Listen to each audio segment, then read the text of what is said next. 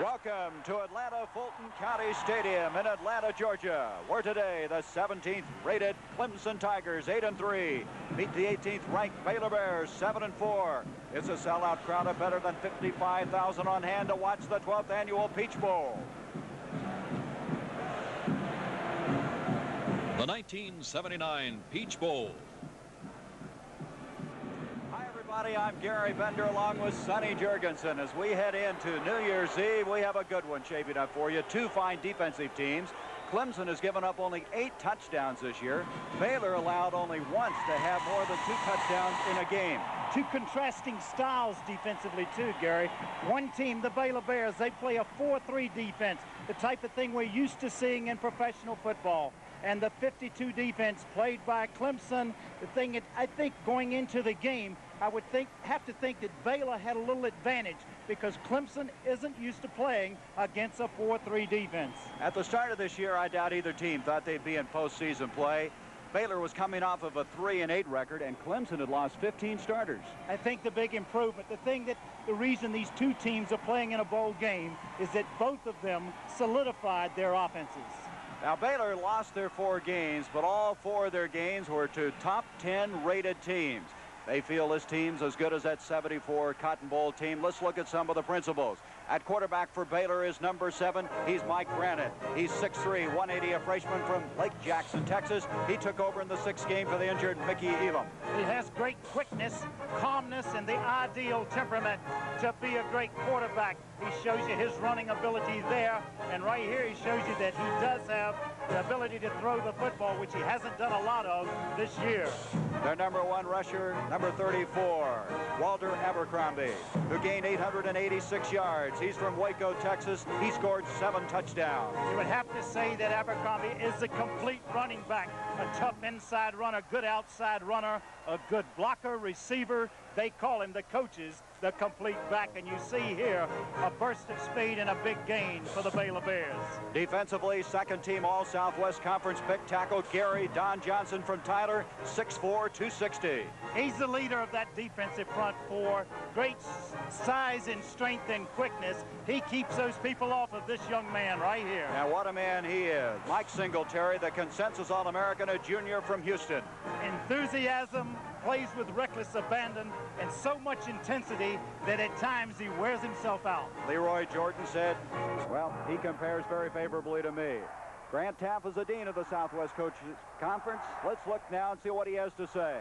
The 1979 edition of the Fighting Baylor Bears are extremely close to my heart.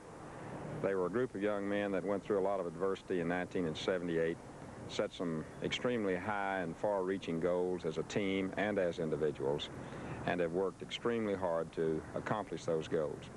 The opportunity to play Clemson in the Peach Bowl is a culmination of all of that hard work and goal setting.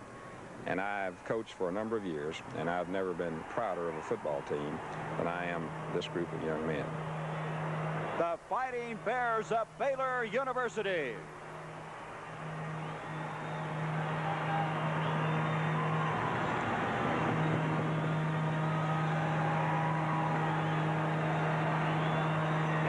You see the bear. Was that Daisy May or Abner? Daisy May and Abner, 2 of the mascots for the Baylor Bears.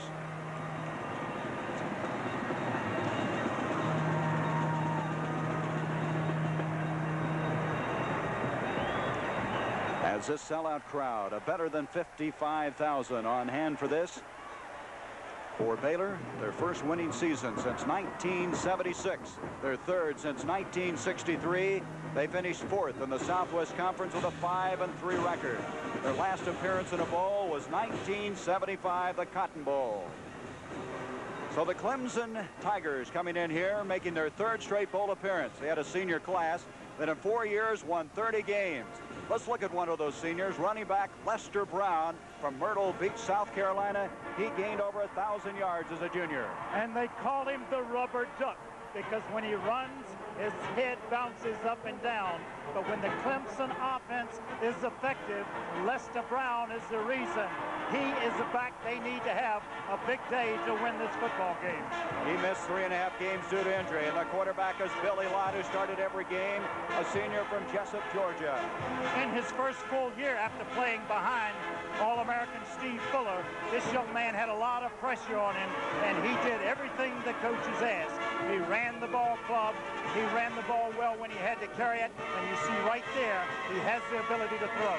Defensively, the leading tackler, linebacker Bubba Brown from Houghton, Tennessee, 210-pounder. Over 500 tackles in his career. Right here makes a great defensive play, deflecting the ball and knocking it to his teammate, Jeff Davis, who runs it back for a Clemson touchdown. 47 will be around the football. A consensus All-American at tackle, Jim Stuckey, 6'5", 241 out of Casey, South Carolina. What can you say? He does it all. He's going to be a #1 pick in the pros. Big, strong. He dominates that defensive line, controls the line of scrimmage, makes great plays all over the football field. He wants to be the best in the country. He's near the ball on every play. One of 12 finalists for the Lombardi Trophy. Coach Danny Ford is 31 years old. Let's hear what he has to say about the Tigers. Well, we felt like we had a pretty good year. And so, at the center of the field, the acting captains for Clemson and Baylor. Our referee will be Raymond Bauer, as we will have the flip of the coin in this 12th annual Peach Bowl. The temperature, the mid-40s. It's been an overcast day, but it has not rained. The field was covered, and of course, we're playing on natural grass. Yeah, this field doesn't drain very well either, Gary, and footing could be a problem a little later on. They have had some rain here. It isn't raining at game time, though. And boy, you can see, look at this. Who is the captain? Where are they, huh? The enthusiasm, the tri-captains for Baylor. You see Keith Bishop, Singletary. Let's go down to the field now. And Raymond Bauer. Captain Lott, Captain Brooke, Captain Singletary, Captain Bishop. All right, the other officials today, starting on the left, Joe Carroll, the line judge, Joe DiRenzo, the back judge, Jim McGuckin, the linesman, Foster Gross, the umpire, Jack O'Rourke, the field judge, and Massey Clarkson is our clock operator. All right, you're the home team, you're the visitor. Called in the air. If I miss it, we'll throw it again. He calls ahead. It's ahead. You've run the toss. He wants the ball. Which way do you want to go? We'll defend this guy. All right, spin around this way.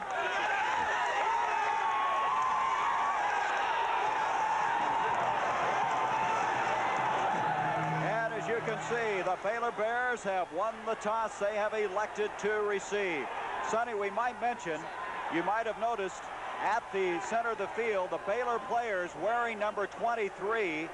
They have that on their uniform, and we'll be developing that story further. It's a teammate, Kyle Woods, who is on the sideline. We'll introduce you, but if you're wondering why the 23 is on all of these Baylor players, it's in tribute to a sophomore defensive back who was injured at the start of the year. And you can feel the electricity here in Atlanta, Fulton County Stadium. I was just thinking, Gary, which would you like to have? Would you like to have the strength of your football team on the field at the beginning of the game? Because Clemson will have. They will go with their defense. It could be an advantage having lost the toss. Clemson, remember now, has given up only 8 touchdowns, 92 points for the year. So their strength of defense. And to kick off will be Obed Ariri. He's quite a young man from Nigeria. The all-time leading scorer for the Clemson Tigers. He is number 1. He has hit his last 10 field goals in a row. To give you an idea how effective he is as a field goal kicker. As the Baylor Bears will go back with 3 men. Philip Ward will be joined by Vic Hines, and also back will be Dennis Gentry. There's one thing to think about coming into this game. The last time, as you look at that number 23 towel right there, neither team has played in 5 weeks since their last football game. Ariri is ready. He was an outstanding soccer player for Clemson, who finished in the finals, the championship finals, finishing second. The kickoff will come to Vines. Vic Vines will bring it up to the 15, to the 20, out to the 27-yard line, and the Baylor Bears will set it up at that point. And let's check now offensively, Baylor. There is Gentry, not a very big fullback. Not a big one, but he makes things happen. Abercrombie, the back to watch all day. Outstanding running back. And Radar Holt. And there's the tight end, Cockrell. Marshall, he'll alternate at one of the wide receivers. And up front, Billy Glass, an all-conference performer. I know his daddy well. He used to hit me often. And there's Mike Brennan, the freshman, who took over in the 6th game. He's going to throw on first down. Intended on the far side for Holt, but overthrown. And that does not surprise us because Grant Taft told us they would come out throwing on first down quite often. They want to throw on first down, and the thing they do on first down, and all the time that they throw the football, they don't go for the short throw. They go for the long pass. Now we have a change in wide receiver. Gordon Marshall comes out. Robert Mitchell replaces him. Mitchell is 6'6". He's a sophomore out of Houston, Texas. A big offensive line for this Baylor team. They are much bigger than Clemson. 2nd and 10 from the 27. To throw again is Brannon, and he's in trouble. Getting through was Durham, along with Jim Stuckey, the 2 outstanding defensive tackles for the Clemson Tigers. You can take a look at it right here. The left end, Ray Brown, and number 83 was the man that went in for that sack, an All-American by everyone this year. Jeff Davis and Bubba Brown, outstanding inside linebackers. And that secondary, it's very active back there. Varn is an all-ACC pick. Mike Fisher now is checked in at wide receiver, as we now have long yardage to go. And this time, Abercrombie is hit by Ray Brown, a freshman out of Warren, Georgia. One of the most sought-after freshmen in the country. And Ron Stowe will have to come in and kick for the Baylor Bears. You can see the swarming defense of the Clemson Tigers right here. Ray Brown playing off the block, making the tackle. A lot of help from his friends very quickly. Everybody around that football. Right there, Ray Brown. Hollis Hall goes back deep for Clemson to kick the football. Ron Stowe averaging 41.4. So on a 4th and 13, he got it very high. This is Hall at the 30 and hit immediately. Excellent coverage that time. That was Scott Smith, the sophomore from Dallas, Texas, a backup strong safety who was down there instantly for the Baylor Bears. And at the 30-yard line now, Clemson will have their first offensive opportunity of the afternoon. Well, having the fact that they'd lost the coin toss and had their strength on the field, they turned it over just as they wanted to do. A 47-yard kick. We'll be back in just a moment.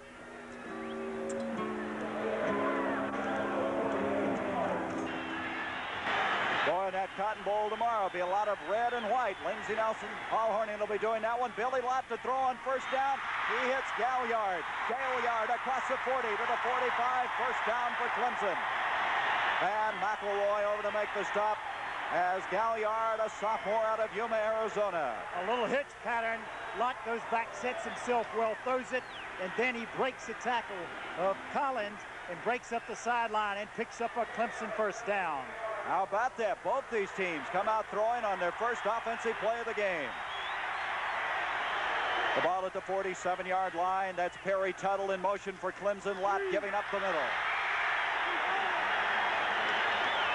Marvin Sims hit by Lester Ward as he's inside the Baylor end of the field, and there is that offensive team. Sims, a big fullback, weighs at 235. Brown, been hurt a lot this year, but still had a good senior year. Yes, he has, and you see the receivers right there. Tuttle, Gaillard, they caught that first pass. 2nd down, 6 yards to go. Operating now from the 49-yard line of Baylor. Lott off to Lester Brown. He may have gotten a yard, and that's all. Good coverage that time. Coming up was Ken Griffin and also Doak Field. And Doak Field makes an excellent play here, Gary. Watch him come over the pitch back to Brown, running wide on the pitch. You see the good pursuit that time. Excellent pursuit, and also Kenny Griffin there to jam it up, turn the play back to the inside. They didn't get anything on that play. It'll be 3rd and 6 now for the Tigers. No score, just underway. Lott. He has Gaillard again, and that'll be a first down catch. Just outside the 35-yard line, Kirk Collins, the left side cornerback. Sonny, you look at this team. Lott only threw the ball 140 times the entire regular season. On both passes, he's been right on the mark. He hit the men right in the numbers with it. I think he feels more comfortable when he is moving. Most of their passing attack is rolling out, and you see how accurately he threw the ball. Again, the 2nd reception for Jerry Gaillard. He had 17 catches in the regular season to play. Lott on first down. This is Lester Brown. Brown to the 35. His forward progress inside the 30 before he goes out of bounds. Mike Singletary, the consensus All-American middle linebacker, runs him out of bounds, and Clemson is on the move. Let's look defensively now at Baylor. Thomas Brown, Campbell, and Gary Johnson really do a job keeping the people off of Mike Singletary. Mellontree, excellent pass rusher.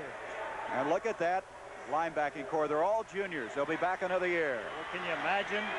There's the secondary. Collins, Fields, Griffin, and McElroy. They're a yard short of the first down. Second down, a yard to go at the 28-yard line of Baylor. This is Sims trying to pick up the first down. Joe Campbell first to get there, the big junior, 225-pounder. And let's see, in fact, if Sims did get the first down. You know Sims, Sonny, carried the ball 313 times in his career, and he was stopped for a loss only one time. You gotta be kidding. Just one time, no loss?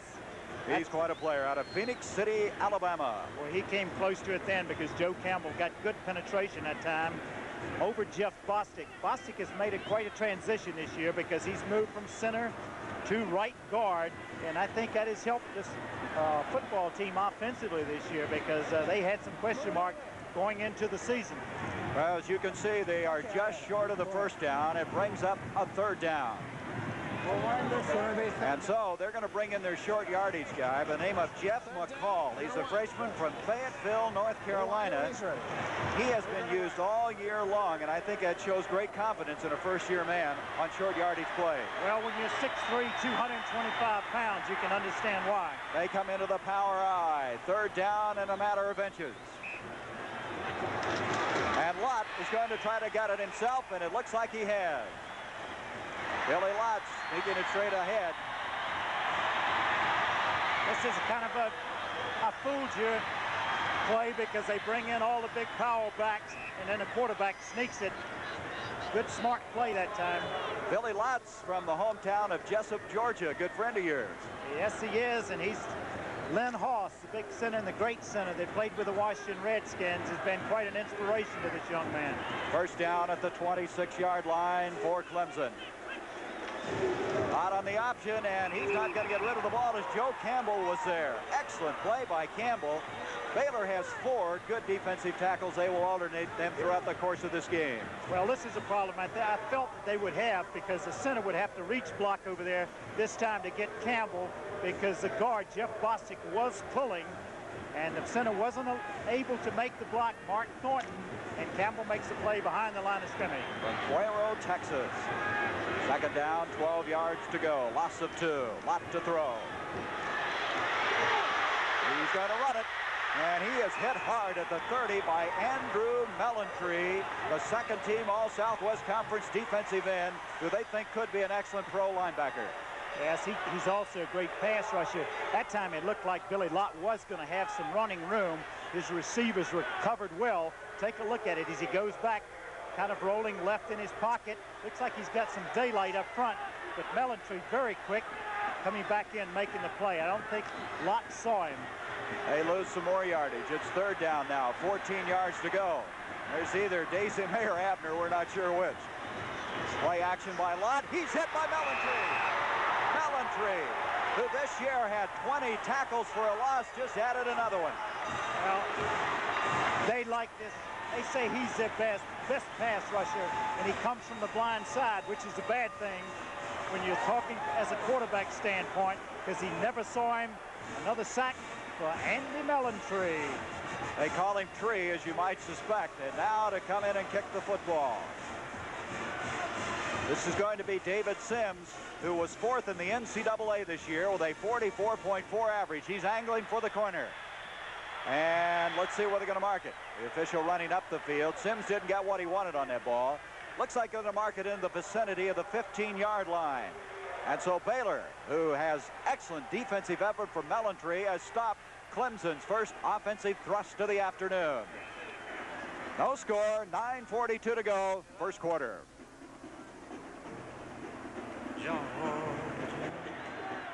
What a basketball game that's going to be. The Celtics against the Lakers on the 13th.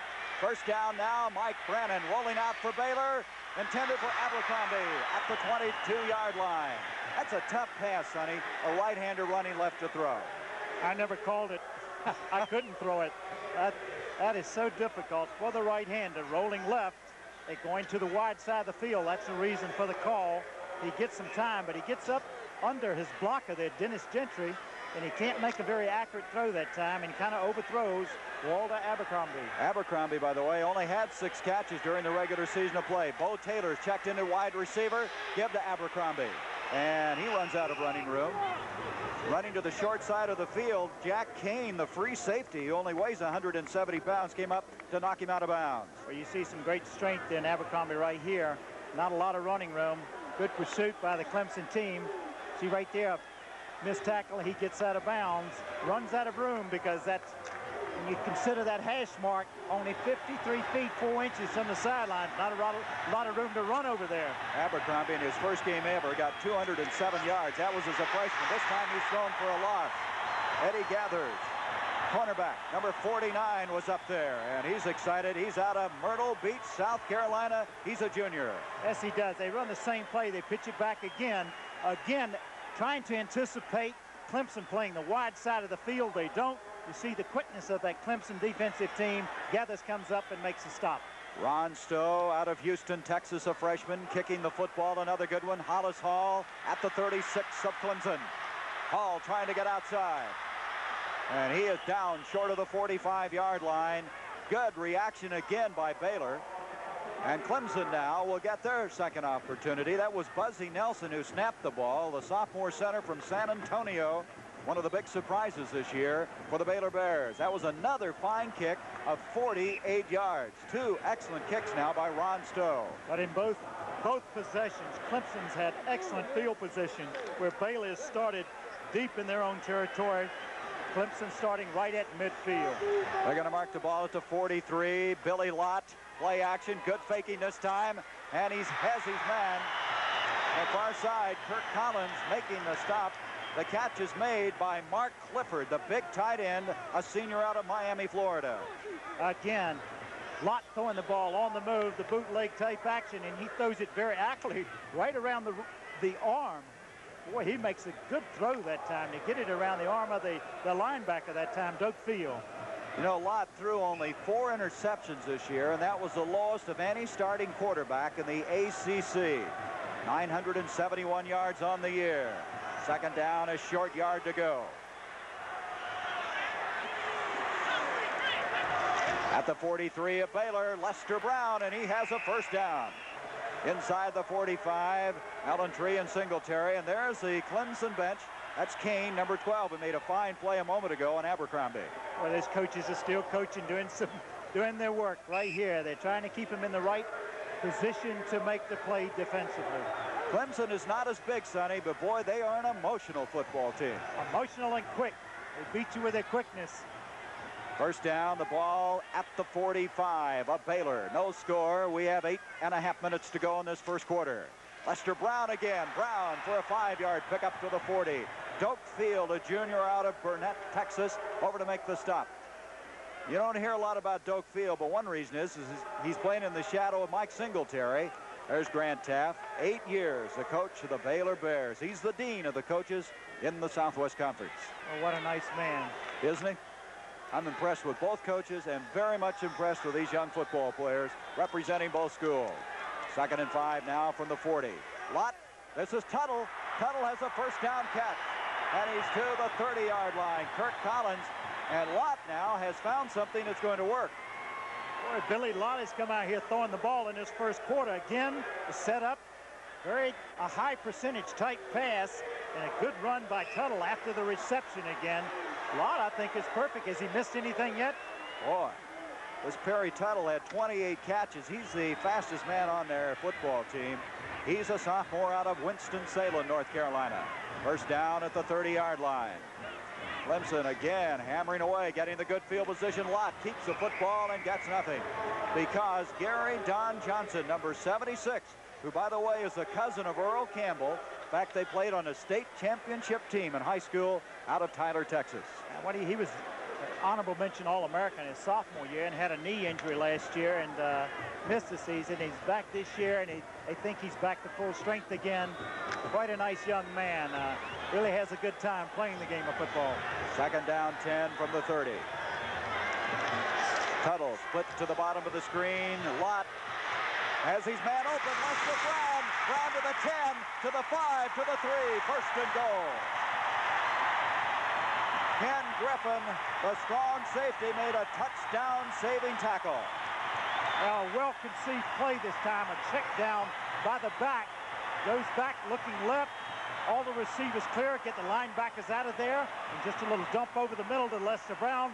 Makes a good run after catching the football down inside of the 5-yard line. First and goal for Clemson. And Billy Lott is really doing a job. He is 6 of 6 in this game now for 86 yards. First and goal at the 3-yard line. Brown, very close. Andrew Mellontree, number 89, stopped him from just making it into the end zone. Second and goal there. Thomas Brown, also a senior from Galveston, Texas, was in on the tackle. I would have to think that Baylor coaching staff and players have to be very surprised at Billy Lott's ability to throw that football the way and as accurately as he has. Second and goal. This is Brown again. Touchdown.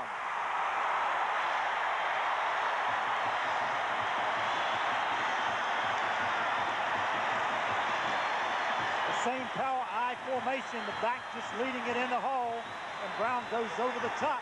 Breaks the plane of that goal line. Gets in for the first touchdown of this 12th annual Peach Bowl game. Lester Brown had 5 touchdowns rushing in the regular season of play. Ariri will attempt the point after. This guy has been outstanding. He's hit 13 of 14 PATs this year. And Ariri hits it high and through. And the Clemson Tigers at the 6:04 mark of this first quarter have jumped up on top 7-0. Riding the arm of Billy Lott, 6 of 6, a 57-yard drive.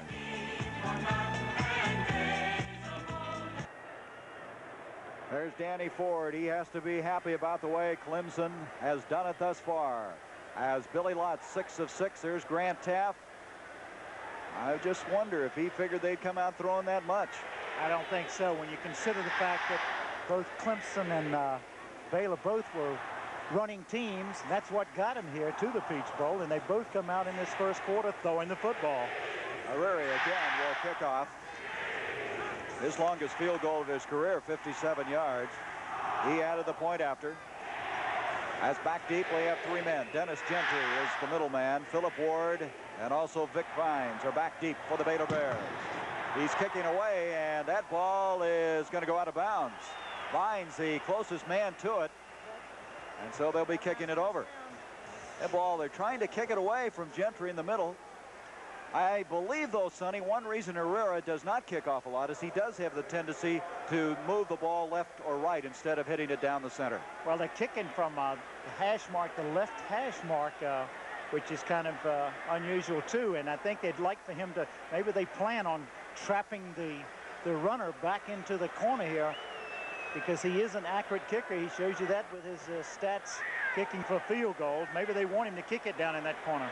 Interesting now, Baylor has moved Dennis Gentry into the corner that they've been trying to kick the ball. A 5-yard penalty moves the ball back to the 35-yard line. Gary, one note on that touchdown. That was Lester Brown's 32nd touchdown, a new school record for Clemson. Boy, if he'd have been healthy all year, what would he have done? Herrera kicking off again, and as we mentioned, Gentry's back there this time, and he's going to bring it out. And he'll be at the 20-yard line, and that's all. Very good coverage that time by the Tigers. So Baylor trailing 7-0, just inside 6 minutes to go in this first quarter. There was that drive. It didn't take them very long because Lott was throwing, and they were going out of bounds all the way down the field. And the big play to Lester Brown, the pass coming out of the backfield, it took it down inside of the 5-yard line. We have a change at center. Keith Bishop, number 54, is at the center spot. He was to start the year. He was a preseason all-conference pick. He got hurt and didn't play the entire year. Here's Mike Brannon carrying the ball. Brannon has 5, maybe 6 yards. Ray Brown, again, a freshman out of Rome, Georgia, making the tackle for Clemson. Watch Brannon this time duck under Jeff Davis coming through right here. He ducks under number 45, Jeff Davis, and makes a good, he could have been trapped for a loss. Going to bring up now, second down, 5 yards to go. Robert Mitchell, 6'6", has checked in at wide receiver. Brannon on the 2nd and 5, giving up to Gentry. And Gentry is close to the 30-yard line.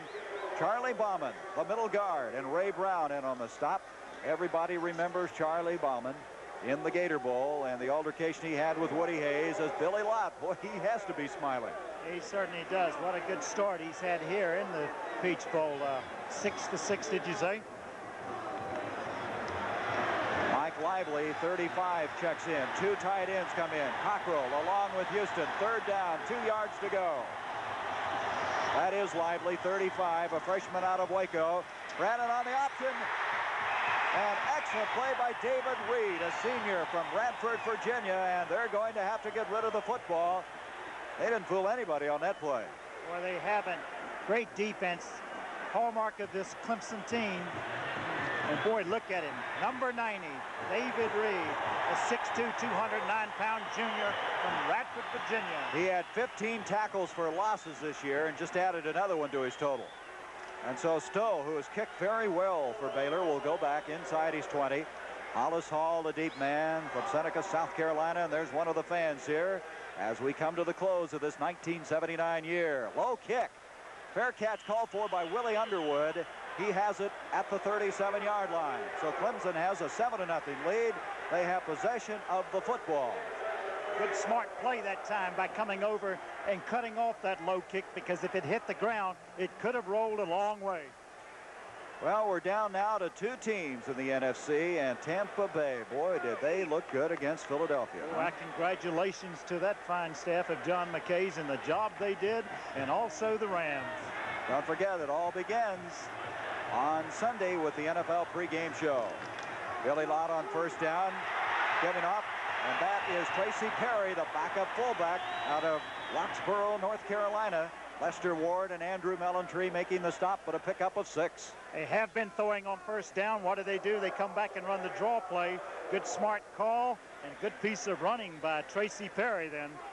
Perry, by the way, after the injury to Lester Brown, ran both tailback and fullback. He's done a very good job. He's gained over 350 yards. Very versatile performer. Tommy Tabor and James Rowell have checked into tackles for Baylor, and a good play is made by Singletary. Boy, was he in there in a hurry. He came on the blitz that time, anticipating the pass, and really makes a play this time. This is what he's done all season long. You see him coming, defeating the block, coming right over the top. Lott didn't have a chance to do anything with the football. That's going to bring up 3rd down. Now 7 yards to go. Singletary, by the way, averages 17 tackles a game. What do they say? He plays so hard that he just plays himself into exhaustion, and they have to take him out and rest him. He's a 224-pounder out of Houston. Lott, by the way, now has a minus 13 yards rushing. A good pressure put on him. 3rd down and 7. Mellentree, he gets away from him. And Tracy Perry could not hang on to the football, but I don't know how Lott got away from Mellentree on that play. Boy, he made a good escape that time to get that pass off. Threw the ball to Tracy Perry, just couldn't quite hang on to it. He would have had enough for the 1st down. And here's David Sims, a junior from right here in Atlanta. As we said, 4th in the NCAA, not only in average, but net average. Big rush. He just got it underway.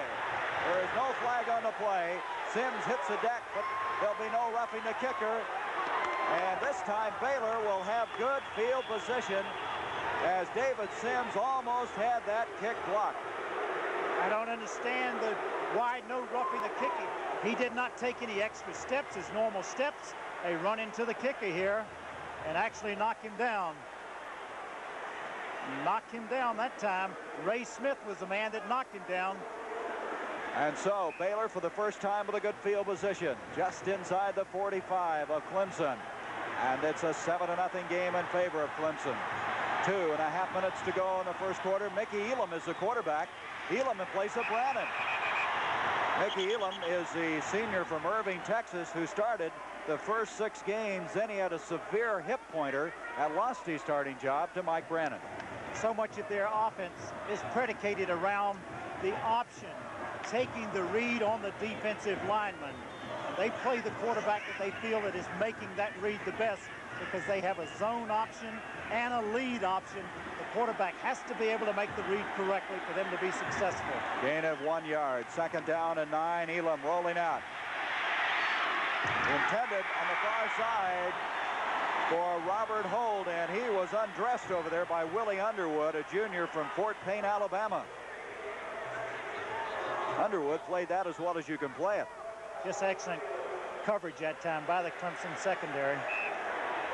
This Clemson secondary allowed only 3 touchdown passes all year long. They do a lot of different things. I was surprised at the number of different coverages that they go into. 3rd down, 8 yards to go. Mitchell split out along with Robert Holt. Mickey Elam to throw. Pressure put on. He gets it over to his tight end, but that is Raymond Cockrell. Cockrell's inside the 30. That's a 1st down and a big play by Mickey Elam. Both teams now have been successful with a little check down pass. Clemson did it to Lester Brown. This time it goes to the tight end, Raymond Cockrell, and he runs with the football after he gets it and picks up a Baylor 1st down. Elam is limping. He's coming off the field, and Brannon has replaced him at quarterback. That was a 13-yard pickup to the 29. Elam really took a shot after releasing that pass. Here's Brannon picking to Gentry. Gentry having trouble. I believe Baylor has recovered their own fumble, but they've lost yardage all the way outside the 45.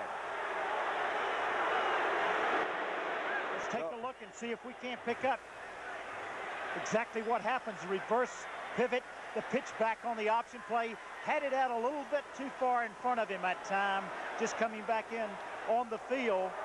Brannon just returning to the game because of Elam's injury. Made a bad pitch that time, and Gentry couldn't come up with it. That was a 17-yard loss all the way back to the 47.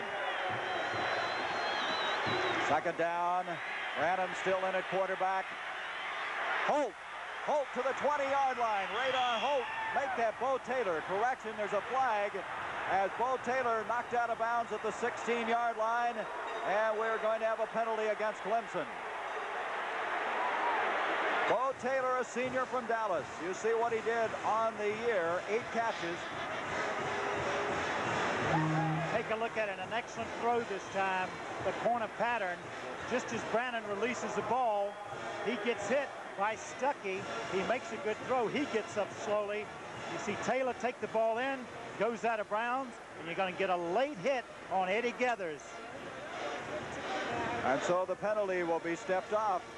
That pass moving the ball to the 16-yard line. Baylor down 7-0. 42 seconds to go in this first quarter. So we're going half the distance. Let's listen. And half the distance. Correct. Both personal foul signals. That's 2 penalties, Sonny. 2 penalties, so they'll go the half the distance on both penalties. 2 dead ball fouls. Both against the Orange. We're going to penalize them. Bubba Brown, number 47. Distance. We're going to need a new ball. Let's see, this is a 5, 10, 60. We're going to the 8. 8. Good ball. Another ball. And now he's going to do it again, Sonny. See? Half the distance again. Okay. There you go. Now we're going to be. You're going to see what happens right here. You take a look at it. Let's go back and look on replay and see what precipitated all this. You see right here, getting knocked out of bounds. Terry Kennard knocks him out of bounds, but then Eddie Gathers comes in and hits him very late.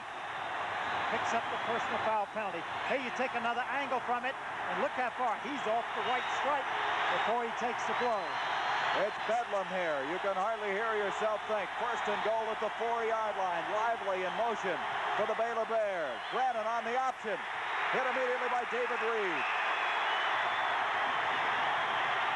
Boy, is it noisy. It's got to be hard for them to hear the snap count as they're going right into a lot of those orange-dressed Clemson Tiger fans. That Clemson defense is not going to make it easy for Mr. Brannon to get into the end zone either. He ducks in right there, and look how many people around that football. David Reed, Jeff Davis, Jim Stuckey, everybody around the football. 2nd and goal at the 4. Travis Self, Raymond Cockrell, 2 tight ends are in. There's Brannon asking for quiet. Pollard is in the backfield. He cannot hear, and I can understand why I can't even hear, and we're a long ways from where they are. And Grant Taft, I'm sure, very pleased that Brannon did show at least some poise to quiet it down. And so we're going to return as the first quarter comes to a close. That's the night that the lights went out in Georgia. Well, Sonny, we had the time run down during that last play, which indicated the first quarter had come to a close, but the officials during that last break had put some time on the clock. In fact, they put about 25 seconds on it, and they started it up again. There it is running. So this will be the last play of the first quarter. Second and goal at the 4, lively in motion. Brannon trying to take it in. And the Tigers are just playing a swarming defense at the goal line. Jim Stuckey, number 83, and you're going to hear his name a lot. And that will be now the end of the first quarter as Clemson leading 7-0. Well, they show you their quickness right here. And, of course, as we said at the top of the show, Jim Stuckey, the All-American, made the play right there. Such great quickness he showed right there, moving laterally and making the play, stopping it for no gain. Well, Sonny, tonight on CBS, look at the lineup, would you? WKRP in Cincinnati. I guess Dr. Johnny Fever will hear the voice of God in that one. Oh. And then on to the last resort. Michael and Gail, Like a Quiet Weekend. MASH, they have an abandoned baby on their doorstep in that particular episode. And then the new comedy series, House Calls, followed then by Lou Grant. Ed Asner on CBS tonight. What a nice lineup for New Year's Eve, huh? That's right. Bring in the new year the right way. Now there's the Clemson Tiger. So much color, so much excitement. As we mentioned, it is really noisy here in this stadium. Second quarter underway. A big play coming up. 3rd and goal. The ball at the 3-yard line, and Baylor now is going to rehuddle there again. Having a lot of problems with the noise. I think they went to the line of scrimmage, Gary, but the officials have not arrived. You see them coming into the picture now. The officials had not arrived with the football. You got to have that pigskin to play with. There's Mike Brannon. This young man showing good poise. He was a redshirt freshman. Excellent runner. He had 120 yards rushing in a game this year. That was the second highest ever for a Baylor quarterback. At practice, we saw Baylor practicing a little motion and throwing a pass off of this at this particular part of the football field. Let's see if they go to it at 3rd and 3. They have Bo Taylor in there. 3rd and goal at the 3. Brannon. And he has his man on the far side, and Bo Taylor for the touchdown.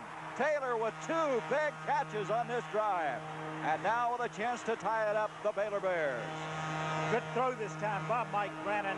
Shows you his poise right here. A little turnout pattern. Throws it very quickly. He beats Terry Kennard for the touchdown. 1 foot in bounds in college football. We have a touchdown. And we are very close to having a tie football game. Bo Taylor had 1 touchdown catch in the regular season. Robert Bledsoe will come in to attempt the point after, a junior from Stafford, Texas. He hit all but one of his PATs. Grant Taft with a sigh of relief as his team now has tied this game up. Bledsoe adding the point after. And so with only 5 seconds gone by in the second quarter here in the 12th annual Peach Bowl, we're all even at 7.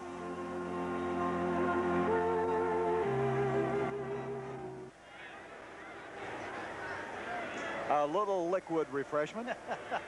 Can you believe that? Look at him holding that thing up there and drinking it. I'll tell you what, it doesn't take him long to empty the contents of that bottle. Boy, would that be a commercial? 7-7 our score. Carlos Alvarez will be kicking off now for the Baylor Bears. Andy Hedden and Chuck McSwain back as the twin safeties.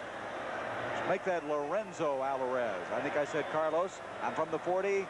Alvarez. He kicks off in favor of Bledsoe, who does the point after. Here's Hedden. He's a freshman. And Hedden brings it out to the 10, make it the 12-yard line. Howard Fields down there, and I'll tell you, Sonny, Baylor just isn't getting those kickoffs back up the field at all. No, they're not, but that time, I tell you something, Baylor kicking the ball down in the corner just like Clemson did, and they kicked it down in the corner and trapped him in the corner. I thought he was going to let the ball go out of bounds. It looked like it may have gone out of bounds. And Hedden, by the way, was a highly sought-after player out of Liberty, North Carolina. He eventually could be their quarterback. This is the worst field position that Clemson has started with all day. At the 13 is where they mark it. Tuttle goes in motion. Lott giving up. Mike Singletary making the stop.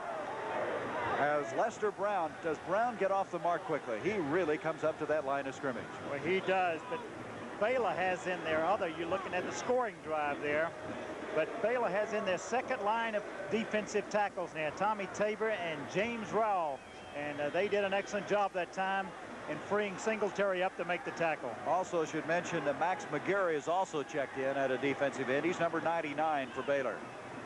Second down, 8, a pickup of 2 by Lester Brown. Lott on the option. Off to Brown. Brown is close to the 20-yard line. Lester, Ward, and Singletary over there. Boy, Lott did a good job that time on the option play. He pitched it right at the last second, giving Brown an opportunity to turn upfield with the football, get his shoulders turned up, get some running room. The thing about this Clemson team is the fact that not only do they have Lester Ward, but they are Lester Brown, but they have a guy by the name of Chuck McSwain who can come in. There's the paw, the tiger paw, huh? Boy, that's a trademark of this team. Lott on a 3rd down and 3. Oh, as he hit Ken Griffin, a senior out of Athens, Texas, a strong safety. He really came after him on that play. He got outside of his protection that time. You see Singletary coming over, dope field, forcing Ken Griffin, and you see number 63 again around that football. Came a long way. Billy Lott ran out of things he could do with the football. David Sims, who almost had one blocked a moment ago, will kick again. He hits it badly off the side of his foot. And Sims is going to get a roll, however. And it's going to make it across the 50. But both of his kicks, I'm sure he is not pleased with. But he got a good roll on that one. Again, close to being blocked. They're putting a lot of pressure on him. Maybe bothering his timing a little bit on the punts. 38-yard kick. They mark it at the 50-yard line. Baylor, Clemson, all tied up. 7-7. We have 13:05 to play in the first half.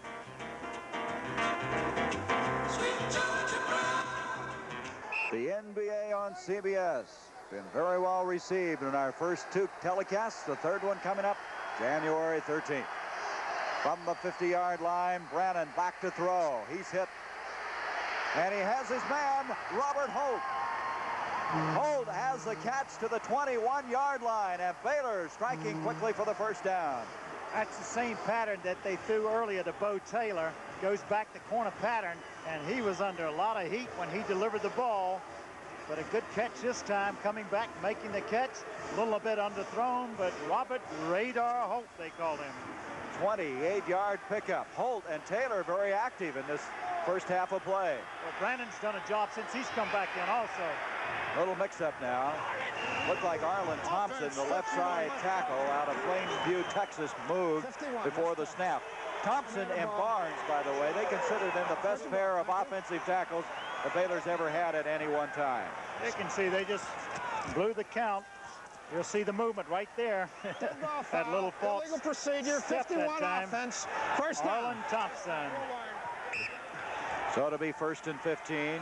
Mark Kirchner is in place of Bill Glass. Glass had some ankle trouble. He hurt an ankle working out for the Peach Bowl. He did start the game. Here's Abercrombie. Abercrombie inside the 25-yard line. Hollis Hall, sophomore from Seneca, South Carolina, over to make the stop. One thing about Abercrombie, he can run inside or out. Well, and they say he's a good blocker, too. He's developed into the complete back for him, and by surprise, too. They had to bring him up because of injuries.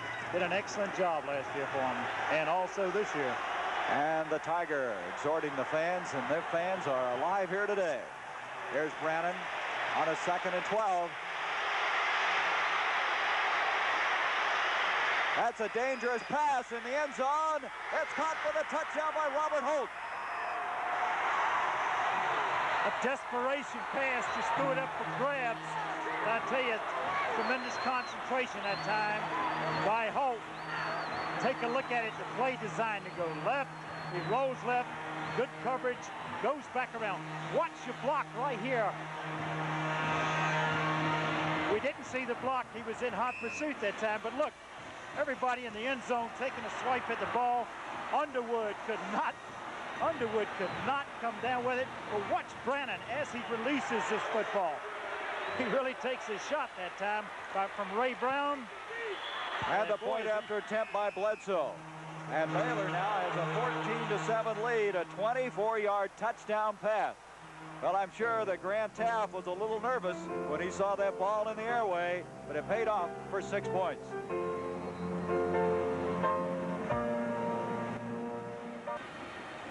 Well, there was a drive. It didn't take very long. Brannon in this game, 4 of 5 for 86 yards in passing. You know, they took him out to try to generate a little offense early in the game, and Elam came in and got nicked up. But since coming back, Brannon's been outstanding. Lorenzo Alvarez will kick off again.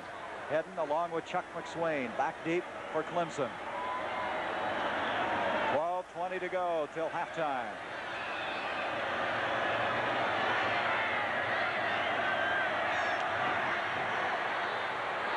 Hedden will have it at the 5. He has some running room all the way out across the 30. Had he not been tripped up by Howard Fields, you had the idea he may have been gone. Well, he looked like he was going to find some daylight. He just got tripped up. Good athlete, Andy Hedden. Take a look at him right here. He finds a little gap to get through. He splits it. Just that one hit. If he had avoided that, he'd have gone all the way to the kicker. Hedden, by the way, was judged by Sports Illustrated to be Clemson's best recruit. Clemson this year was rated to have the 6th best recruiting year of anybody in college football. At the 34, first down. Lester Brown. Brown to the 40, and Brown has a first down out across the 40 to the 42. Doak Field and Van McElroy combining on the stop, but Clemson with a first down run. Did you think he got the first down? I tell you, your eyes are better than mine, Gary. Maybe they're going to say he did not get there. Just a little bit short. You're right. Second down coming up. Looked like he had it, but he is short. He may have run out of some real estate on that side. Lester Brown now, 8 carries for 26 yards in this game. Second and a short yard. Brown again. Oh, what a hit that time by Singletary. As he knifed through. They say he's the best in the country. His coach, he says, not enough things nice you can say about this young man. 517 tackles in 3 years. As we said, almost 16 a game. Third down, still that yard to go. Tuttle, number 22, split to the top of the screen. Sims, the lead back ahead of Lester Brown. That's Tuttle in motion. And Brown diving forward, and it looks like this time he did get the first down. Doak Field, 46. Thomas Brown, number 90, in on the tackle. Brown, a real workhorse in this game. He's already carried the ball 10 times. I think both of these teams have surprised us somewhat in the first half with the ability to throw the ball. They've had trouble running the ball. The big plays have been by the pass. I'm going to quit guessing on these first downs. I thought he had that one too. I'll never say another time that he has a first down. You were right. You were right. That's twice for McGuckin. Now that's it. And so the ball at the 43-yard line. 14-7. Baylor on top. The Tigers jumped on top. 7-0 at the 6:04 mark of the first quarter. And it was tied up the first play of the second quarter, and now it's 14-7 in favor of Baylor. Billy Lott. And down he goes. Mellontree there to get him. They're just having a difficult time. Lee Nanny having an impossible time trying to block Andy Mellontree. Just an outstanding pass rusher. Take a look at him again as he rushes his passer. Goes back, Lott going back, never sees him. He's setting up short. Then he's going to go back and try to throw deep. By that time, he's down. You know, Grant Taft told us he hoped that they wouldn't try to, compensate for him. He thought they might use 2 tight ends that way to keep Mellontree out of their backfield. They feel they're much more successful defensively. Here's a reverse to Tuttle. And Tuttle gets back to the line of scrimmage and picks up maybe a yard. Howard Field, Stoke Field. Baylor had that one diagnosed. Yes, they did. They didn't fool anybody. They pitched back to Brown. Brown handing to Tuttle. going back, but you see he gets some fine blocks here, but he just gets back to the line of scrimmage, maybe picks up a yard or so. We have some players down on the field. Can't tell who it is from here. Looks like Lester Ward, a junior out of Temple, Texas. Very fine junior linebacker for this Baylor team. Very mobile. They feel he's underrated. Ward, Field, and Singletary. You have to look a long ways before you find three better linebackers than Baylor's. Now the backup man would be Steve Ronaldo. He is a senior from Littleton, Colorado, who, by the way, was born deaf. And he will get his signals from the sideline. Well, they say he's a courageous athlete and does just a tremendous job when he has the opportunity to play. You see Lester Ward coming off the field. I said that last time that he didn't get a lot out of the play. He did get 9 yards, but he gets back to the original line of scrimmage after the sack. There is Ward, the man shaken up. And it is Ronaldo that will come in and replace him. Just short of the 45-yard line. Third down, 9 yards to go. Gaillard is split to the bottom of the screen. Also Tuttle for Clemson. Watt hits Brown to the 50, to the 49-yard line, and Singletary. How did he get out there that quickly? He's all over the football field. All over the football field. You see how tired he is right now coming off the field because of the effort he puts out all the time. He's just exhausted. The football again will be David Sims. Howard Fields is back deep for Baylor on this fourth down. This time he gets into it very well. No fair catch. Was there? I guess there was. I didn't see it. Howard Fields. He just should have called for the fair catch is what he should have done on that play. Somebody should have given him a little information about the people coming down covering that kick that time. I couldn't believe it. I thought maybe I didn't see it. It was a 36-yard kick, and Fields really got pounded at the 13-yard line. Well, tonight on CBS, as we mentioned, WKRP in Cincinnati. We're also later going to have a special report on Iran. Hostages at Christmas. Tribute to Richard Rogers. All tonight, right here on CBS. Here's Brannon. Giving up, and nothing developed on that play because Steve Durham, 66, and Lester should check that. Bubba Brown made the stop. That was Dennis Gentry carrying the ball, and he lost a yard on that play. Second and 11. They have an opportunity to gain some advantage in field position this time if they can hold them right here, this particular drive. Change of tackle. Brent Jones, a senior from El Paso, has replaced Arlen Thompson at left offensive tackle for Baylor. Also coming in, Mike Fisher. Abercrombie. And Durham is there. The junior from Greer, South Carolina, an all-ACC pick. Well, this is what you call defeating that block. Look how quickly he's off the ball. Jones tried to block him, tried to cut him off. That's his 13th sack. You want to call it a sack behind the line of scrimmage, but he's made 2 big plays here for the defense. He's made big play after big play for this Clemson team. He was the ACC Defensive Player of the Week twice this year. Third down. 15 yards to go. Bo Taylor, one of the wide receivers. Brannon is going to keep it. 15-yard line out to the 19. But he's still a good 5 yards short of the first down. Rex Barn made the stop, and Brannon shaken up. They've already had Elam hurt. And Baylor could be running out of quarterbacks. Well, they have Steve Smith, the senior that played last year. Senior out of El Paso. But from what we understood, Elam wasn't that bad. He could return. So they're looking over Mike Brannon, the freshman. Baylor will have to kick the football. And Clemson, Hollis Hall will go back. Clemson could come away with good field position this time. 14-7 our score in favor of Baylor. We have 7:25 remaining in the second quarter. Brannon up and walking off, but limping. Ron Stowe will kick the ball for Baylor. Not a bad average, huh? Look at that. 44 yards. He averaged just over 41 in the regular season of play.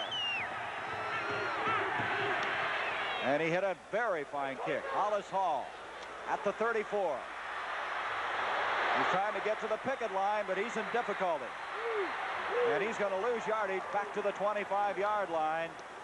Baylor's Scott Smith was down there, but just give credit to the entire punt coverage team.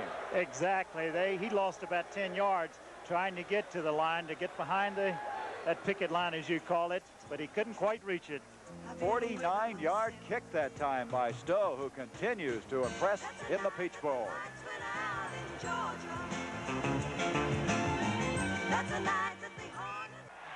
Eighth-ranked Nebraska, sixth-ranked Houston. Tomorrow, 2 o'clock Eastern, the Cotton Bowl on CBS.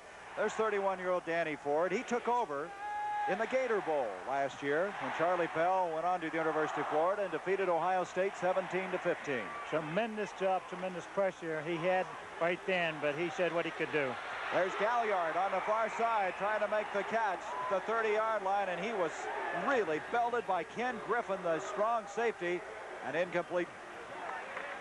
Again, this rolled out to the left a little bit. Tough to get a lot on the football when you're throwing it, running that way. He makes an accurate throw, but good coverage that time. Knocks the ball loose. Kenny Griffin. He's made 2 very fine plays. One on the run and now on the pass.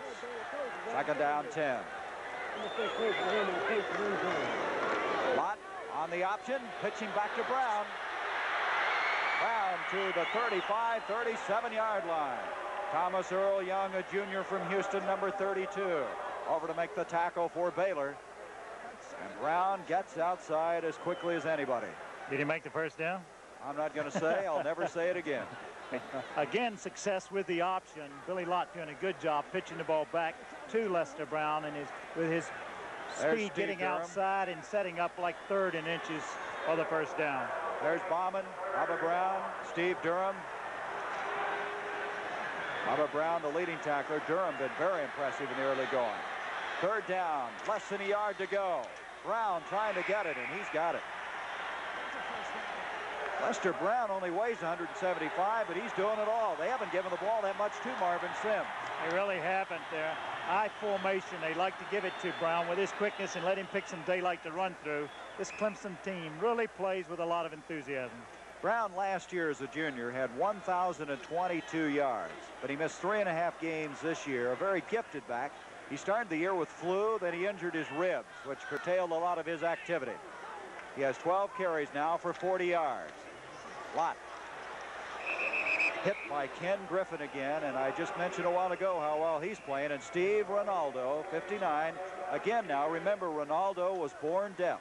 He's an outstanding student, by the way, at Baylor. He's one of the very few.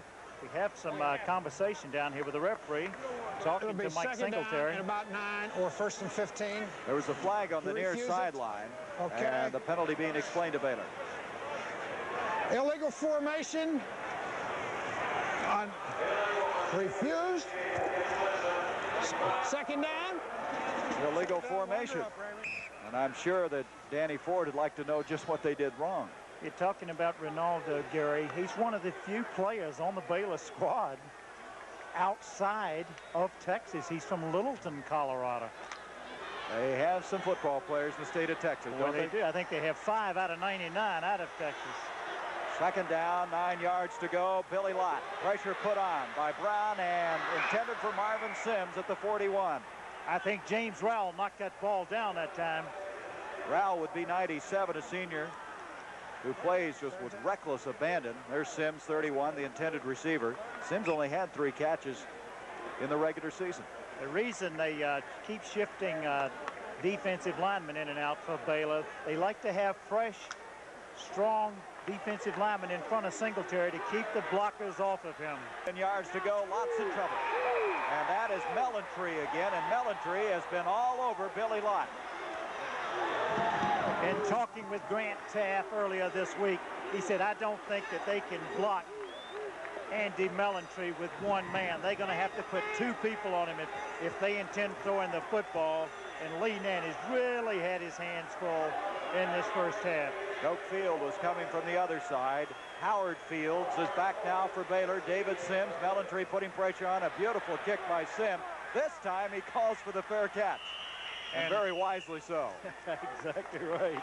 So in the vicinity of the 35-yard line is where Baylor will have the football. So Sims, after a rather shaky start, has now started to kick the ball very well. You know, we're mentioning number 23, Sonny, and that 23 is Kyle Woods, a sophomore defensive back. He's sitting on the bench. His Baylor teammates very happy about him being here. He's a paraplegic. 1 week before the '79 season, Coach Grant tasked Bears were scrimmaging, and Kyle injured his spinal cord in a scrimmage. And they promised Kyle that the Bears would play in a bowl game and they would dedicate it to him. And that's the reason he's wearing, and the rest of his teammates are wearing his number 23. Mickey Elam has come back in at quarterback. Brannon, we understand, suffered a bruised knee, but he may be able to continue should they need him. Jim Stuckey, the senior from Casey, South Carolina, made the stop. A gain of 1, 2nd and 9. They've shifted some backs also this time. They have Frank Pollard in, a senior out of Meridian, Texas. Quick glance at that number 23. Kyle Woods came in today on the plane. They greeted him out there, and this team, a very emotional team, dedicating the game to him. 2nd and 9, Elam. And he's trying to hit Fisher, Mike Fisher, but nothing developed on that play at all. Well, they rotated up on Fisher that time, and very wisely, Mickey Elam threw the ball out of bounds. He just threw it over his head because the play was defeated. The defense defeated it. Hollis Hall was the man that was up on him. Elam is better known for his running than his passing. He threw 48 passes this year, but he had 109 yards rushing against Texas Tech this year. Excellent student, almost has a 4-point grade average. Out of Irving, Texas. 3rd down, 9 yards to go. Mitchell and Holt, the wide receivers. Bubba Brown putting the pressure on, and that made Elam get rid of the football. Did Bubba Brown get back there? That's 2 passes that Mickey went back to throw, and he was under pressure on this one. Watch Bubba Brown, number 47, coming through, and he does a good job just to get the ball off. Could have been intercepted. Fortunately for Baylor, it wasn't. This young man has been all ACC the last 2 years. 140 tackles. Ron Stowe to kick from the 20-yard line. A low kick. Hollis Hall's going to let it hit. Now he comes up. And Hall will be dropped at the 26-yard line. Again, very good coverage by Baylor, and in particular Ray Smith, a junior from Dallas, whose daddy was quite a football player. James Ray was All-American at Baylor and then played with the Cleveland Browns. Well, Tuesday night on CBS, we'll start with a white shadow as Coach Reeves is accused of pushing amphetamines on the Carver High squad. That's Tuesday night at 8, 7 Central the Mountain. Then Jack Lord leads the Hawaii 5-0 team through a tough final exam. And then James Earl Jones battles a syndicate on Paris. Lester Brown, Joe Campbell having a collision with him, a gain of 1 yard for Clemson. We have 4 minutes remaining in the second quarter. 14-7. Baylor with the lead after trailing early in the game, 7-0. That was Thomas Brown on the tackle that time. Gary Brown blocking on Thomas Brown. Have a little battle on the sideline here. You better watch out there. Tuttle in motion. Lott to Brown. Brown across the 30 to the 35. Very close to the first down. Doak Field wrestles him down. That's the 3rd time that Lester Brown has taken a play running to his left, picking up about 10 yards, and each time he runs right to the yard marker. I think that's the 3rd time he's been right at the yard marker. Doak Field, you don't hear a lot about him, but he's made a lot of tackles in this game. 3-year starter, very consistent. He calls the defensive signals. Runs a 4.840. As you can see, they're just short, 3rd and about a yard, and Brown takes again over the middle for the first down. He's going outside, he's going inside. He's piling up some yardage too here in the first half, carrying the ball as many times as he has. Number 4 all-time rusher for Clemson. 2,182 yards coming in here. As we mentioned, he has 32 career touchdowns. Thus far, he has 52 yards on 15 carries. On the first down, That's Tracy Perry, senior from Roxborough, North Carolina. Gary Don Johnson making the stop along with Singletary. Forward progress to the 40-yard line. Second down, and still 8 yards to go. It seems that Lester Brown is the only one having any success at running the football for Clemson. Tuttle will be split to the bottom of the screen. There's that fight still going on the sideline. Well, who's winning that one? Billy Lott on the option. Nice cut by Lott. And he'll make it to the vicinity of the 43.5. Singletary and Ronaldo. I tell you, Sonny, I can't get over how many reads an option quarterback must make. He has to make them so quickly, too. He's reading the block of his offensive tackle, whether the tackle is taking his man outside or inside, and then he has to make the decision there to give the ball to the fullback, keep it himself, run with it, pitch it back to Lester Brown. So many different things he has to do. Third down, 5. Tuttle. Gaillard, the 2 wide receivers. Lott. Gaillard, the intended receiver, he cut inside, and the ball was delivered outside. And David Sims will come in and kick for Clemson, as Howard Fields will go back. A little mix-up on that play. I think so. That was the first bad pass Billy Lott has thrown in this football game when he's had time to deliver the football. That time a mix-up in the pattern. And so Sims to kick from the 29-yard line. 1:28 remaining. At halftime, we'll be introducing you to the athletic directors, the presidents of the respective universities. Looks like a little illegal procedure against Clemson on that play. That'll be 5 yards.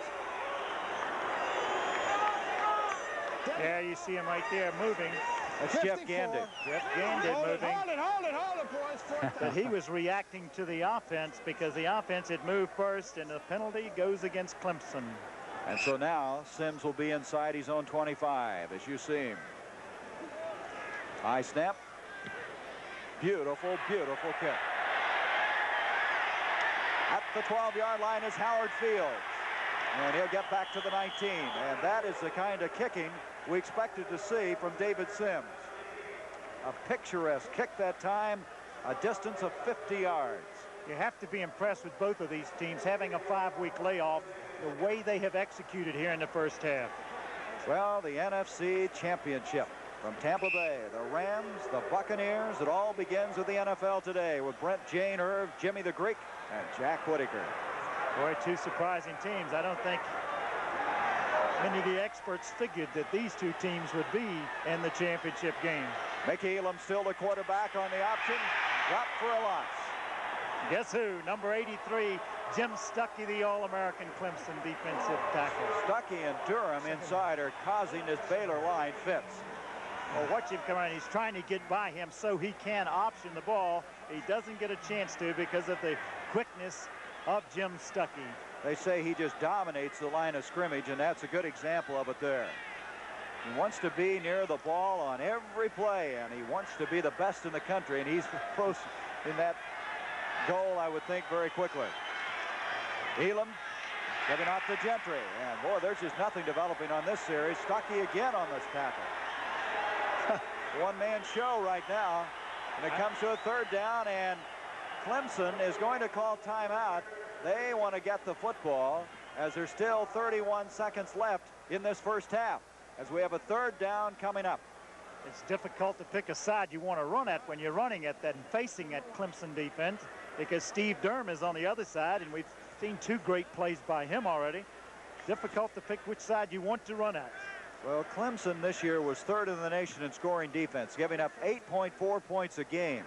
Only Alabama and Texas had better marks. And as far as rushing is concerned, Sonny, they were holding teams about 115 yards a game.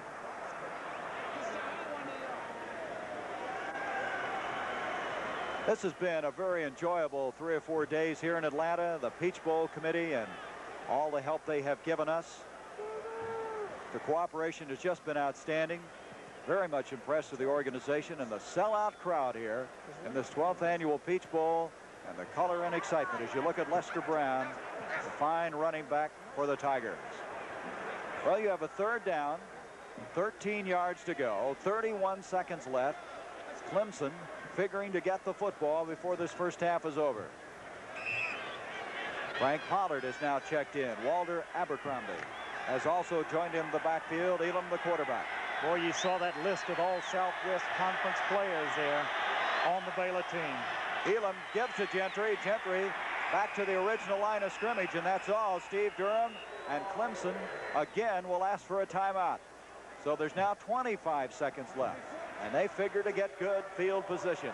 Well, the whole difference in this first half so far, Gary, has been the busted play. Brannon throwing the long pass on a busted play, getting a touchdown out of it. Hollis Hall will go back for Clemson. He'll go back to the 50-yard line. Stowe, who's kicked very well for Baylor, will have a pressure kick coming up. You see the time remaining. Clemson has not tried to block a kick yet. They've had the return on each time. Let's see if they go after this one.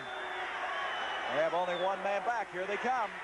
Boy, they hit him, and they're going to have roughing the kicker on that. Hollis Hall inside the 35-yard line.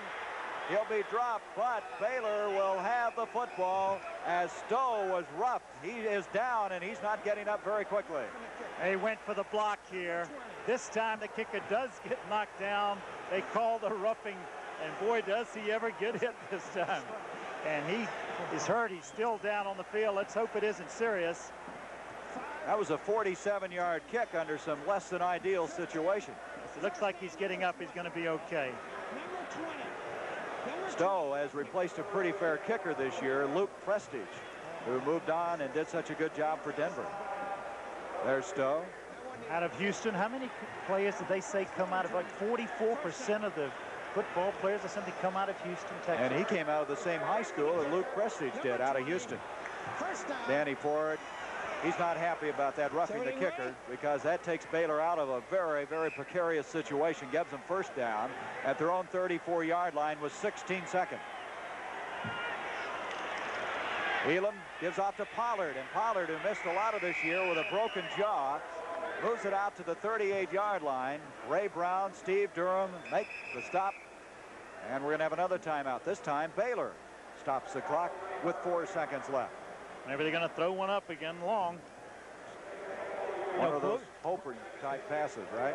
Both of these teams, Gary, capable of running a lot of people at you, keeping fresh backs in the game, and that's important when you play with the intensity that both teams play with. You see Mitchell, 81, the biggest, should say the tallest man on this Baylor team at 6'6". Danny Ford, he's going to have people backing up a little bit in that secondary. Get them back about 20, 30 yards. Be sure they don't get one behind them. Yeah, they're going to give up anything short. They just don't want to give up the home run. At halftime, we're going to have the Baylor and Clemson bands. And we saw them in the pregame, and they are impressive. And we'll be watching them. We'll be visiting with a guy by the name of Frank Howard from Clemson. And we'll also have Jack Patterson, the athletic director at Baylor. I was just looking around for Frank to see if he were going to make it to the booth. Elam gives to Gentry, and that is going to end this first half of play. So the Baylor Bears, after trailing early in this game, 7-0, have come back to score twice. And at halftime, they lead 14-7.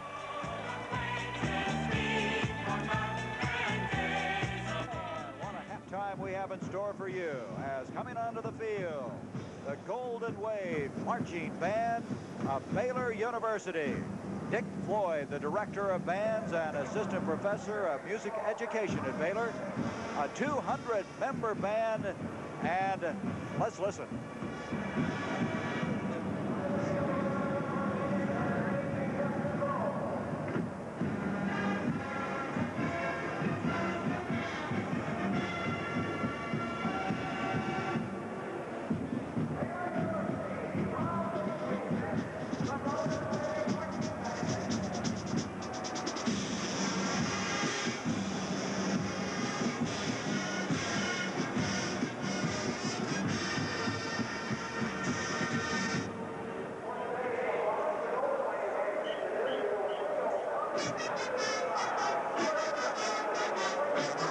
Golden Wave Band performed in 9 football games during the '79 season before 1,500,000 Southwest Conference fans. Enrollment is currently limited to 220 members, and all the positions are subject to addition.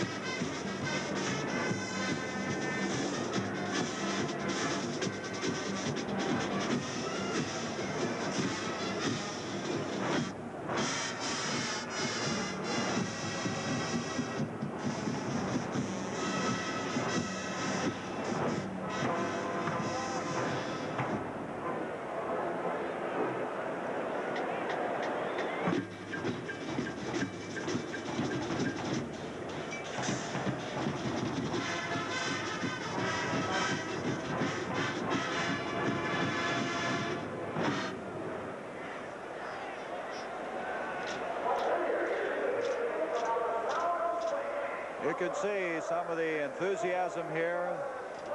More than 20,000 fans coming from Clemson, which is about a 2-hour drive from the Atlanta area, and Baylor, not to be outdone, they had over 10,000 loyal fans coming here to the Peach Bowl.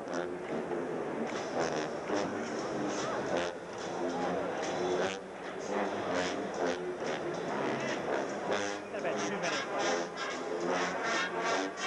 The little brown jug.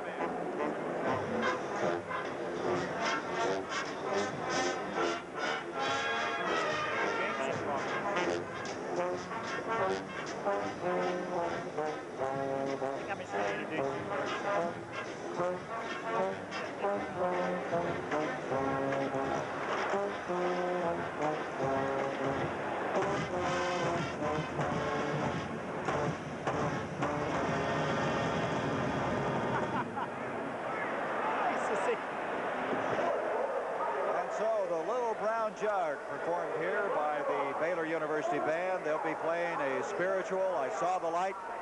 They'll have a feature number by the Twirlers, the Saints Fight, and then they'll have some of the music, old Baylor fighting line. A lot of color and tradition here. They're making their 10th appearance in this 1979 season.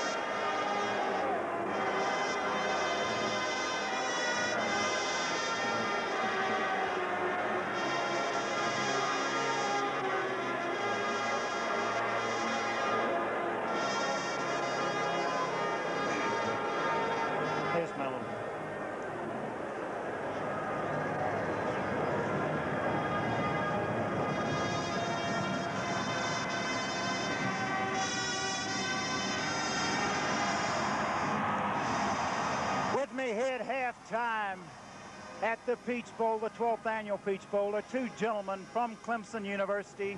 One has been there 1 year. Another gentleman right here, probably very recognizable, has been at Clemson 44 years. A lot has taken place in those 44 years, Frank Howard. Well, there's no doubt about that. You've even graduated from Duke University, and that's a lot better than Bear Bryant did at Alabama. They've done an excellent job with this football team, coming back a rebuilding year, yet they come back and make their third straight bowl appearance. Well, we got a fine football coach. We also got a fine president in Dr. Atchley here. We got a fine school, got a fine athletic program, athletic facilities, everything about it's the best, sonny. I have to ask Dr. Bill Atchley, in your first year at Clemson and coming in there, from what I can see, Clemson is going after national recognition. Well, I think that's true. We've had a great tradition. Frank and all the people before me have laid a great foundation, and what our philosophy will be that whatever we do, let's be number one in all of it. And I think that as long as you have those your goals, you'll always strive to go forward. And I think with the type of athletic program and such we've had in the academic programs, we've got a high-quality all-around program, and I think you're going to see a lot more out of Clemson in the future. Where did you come up with this tiger paw idea? Everybody, we see tiger paws on people's faces, all the fans of Clemson. Well, I think Frank could probably answer that better than I could, but as I understood it some time back, there needed to be an identity. We are a state-supported school and a land-grant university, and so they brought in an advertising group to try to find out some way we could bring an identity. They finally decided they'd work with the athletic department since they'd already had a great tradition and some exposure, and they came up with the tiger paw, and it's been a great thing for us ever since, and we're going to continue making it great. What about the goals of Clemson University in the 80s? Well, I think the goals will be that we will continue to strive to maintain a high-quality education and also a great athletic program, and like I said before, we'll be number one in all of them, but I think you'll find Clemson University will not be the ivory tie type of university. We'll be working for those type of problems that the world needs to be solved, and we're going to be working on energy and other areas, and I think you'll see a tremendous feat over for Clemson in the future, and we'll make these problems in the world, I think, seem smaller. Thank you, Doctor. Coach, I know you'd like to be down in that dressing room. Thank you for stopping by, and good luck to Clemson and continued good success. Gary? Okay, Sonny, we have a halftime score here of 14-7 in favor of the Baylor Bears.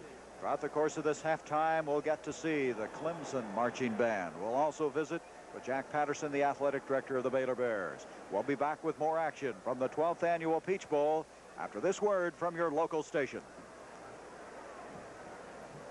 Tuesday. And now, performing at halftime, the Clemson University Band, the Tiger Band, the director, Dr. Bruce F. Cook.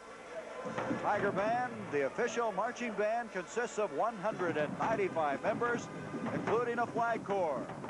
And this band performs at football games, basketball games, parades, pep rallies. Its members come from all departments of the Clemson campus, from agriculture to zoology.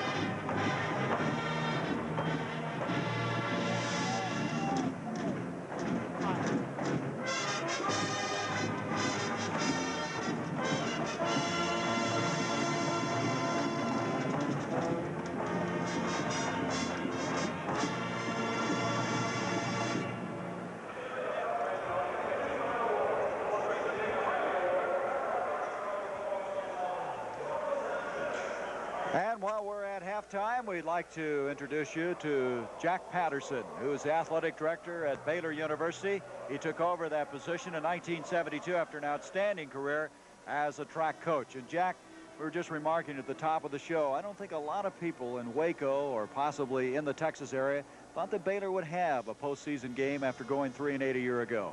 Of course, I think this year we're just enjoying the results that we hoped for a year ago. So naturally, this is quite pleasing to us. I'm very impressed with the players, the coaches, the way they've conducted themselves. I get the feeling there's a very close-knit group, Grant Taff and what he's done. Well, I, of course, personally like to feel that we have a little more of a family atmosphere all through our athletic department. First, because of the size of our school and the beliefs that we have that make them very important to us. As you look at these young men, we were just remarking of the players that have played today, all but one are from the state of Texas. Yes, the bulk of our players do come from the state of Texas. Naturally, if we find a good one any part of the world, we're ready to talk to him. As being a former track coach, I know you're very much aware of how this conference has improved with its quickness, its speed, the attributes that you would be very much aware of. Yeah. Certainly, we're finding fellas today that are 6'5" and weigh 250 that could do things that the youngsters that were 6'1" and 195 or 205 could do years ago. Jack, what about the decade of the 1980s? You've had success here in football. This is the next bowl appearance since 1974.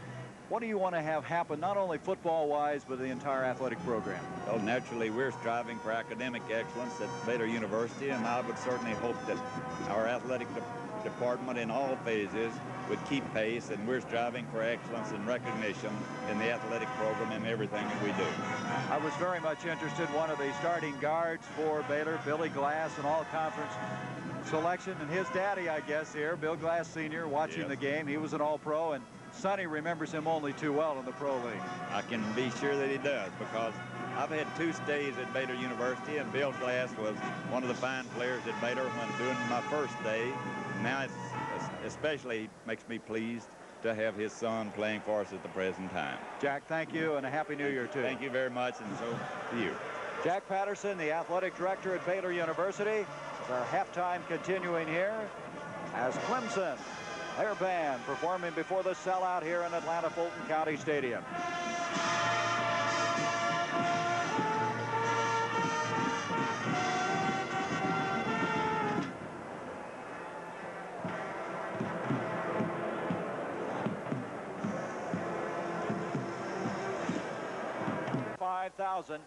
And in the first half, they witnessed a game that I think surprised some people. They opened up the game early. Both teams came out throwing the football, with first Clemson taking the lead 7-0 at the 6:04 mark.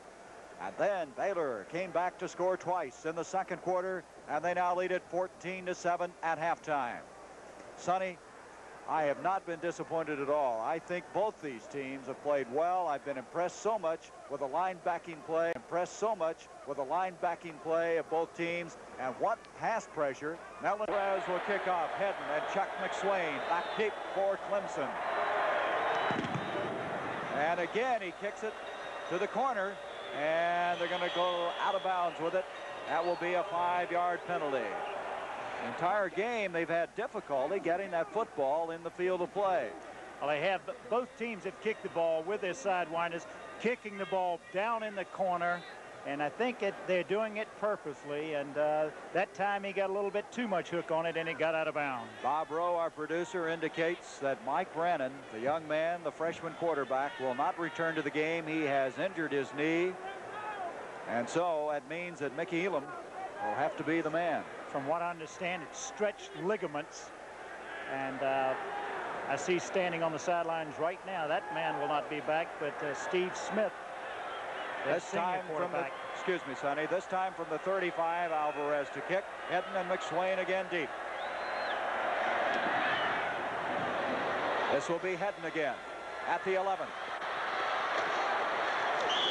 And Hedden is rammed out of bounds as he comes across the 25-yard line. That's Parker coming over.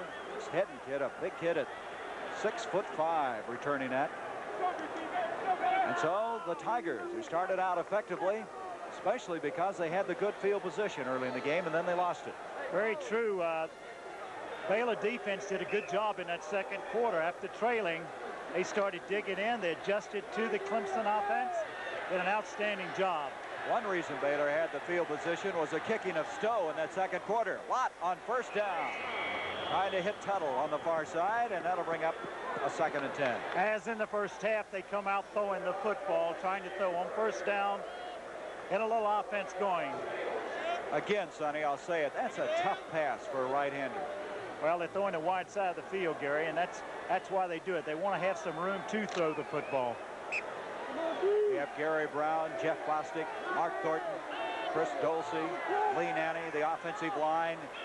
As Galliard's in motion, up the middle comes Tracy Perry. And Perry out across the 35 to the 36. It'll be a 3rd down. Steve Ronaldo, who's playing in place of the injured Lester Ward, makes the tackle. This was a good read by Billy Lott, electing to give the ball to Tracy Perry. Found some daylight, breaks up the middle. 3rd and about 1. You know, the mystery to me is why Marvin Sims is not carrying the ball. We have not seen a lot of him, and starting in the second half, Tracy Perry is playing in his place. 3rd down, 2 yards to go. Lott to Brown. And Brown gets the first down. Disappears before that Baylor bench. Doak Field and Ronaldo combining on the stop, but Clemson with the first down. Boy, he breaks a tackle here by the big defensive end, Thomas Brown. Look at Brown right there. Almost got caught for a face mask. And who comes over? Steve Ronaldo with a little help from Kurt Collins. From the 41, first down. 14-7, Baylor. The first time these two teams have ever met. Billy Lott to Galliard. And he has a catch inside the 50, very close to the first down. Ken Griffin over to make the stop. Again, rolling left to throw the football. A lot of room to work with over there, and he throws it on the move, and he has Galliard wide open. And it's very close to the first down, about a half a yard to go. Clemson on the move, huh? This young man's from Yuma, but he grew up in high school in the state of Alabama. So really, he returned home, or near to home anyway, to play for the Tigers. On a second down, a short yard, Tuttle. That'll be a first down catch. Kirk Collins defending on the play. Well, they opened it up a little bit, didn't they, on a second and less than a yard, and came out throwing. As they have an unusual call in, throwing the ball on second and very short, unless you're going for the home run, because if you incomplete the pass, you got to come back third and very short. Makes it a little more difficult. The Tigers on the move just inside the 45 of Baylor.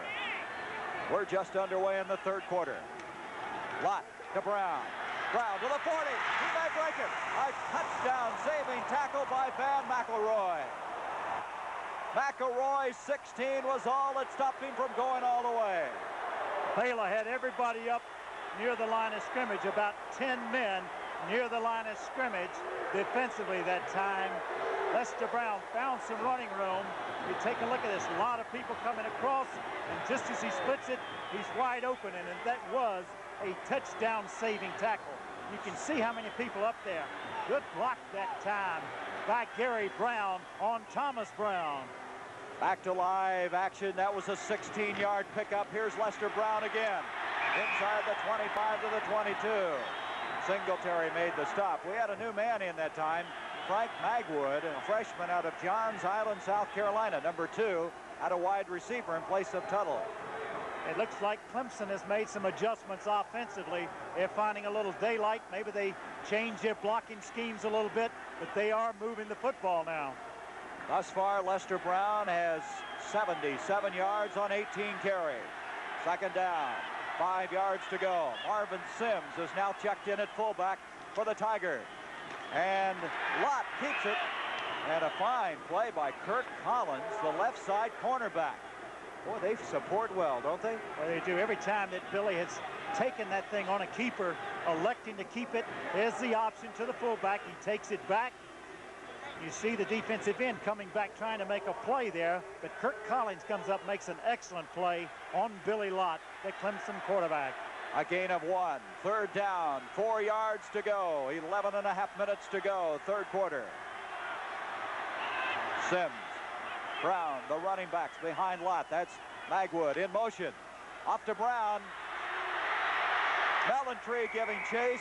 It was Melantree that was dragging from behind. He had support then, and it's going to bring up a 4th down. Melantree was running and matching stride for stride that time with Lester Brown. Magwood going in motion actually doesn't get across, and he doesn't get out in front. He was supposed to be leading the play, and you see the pursuit.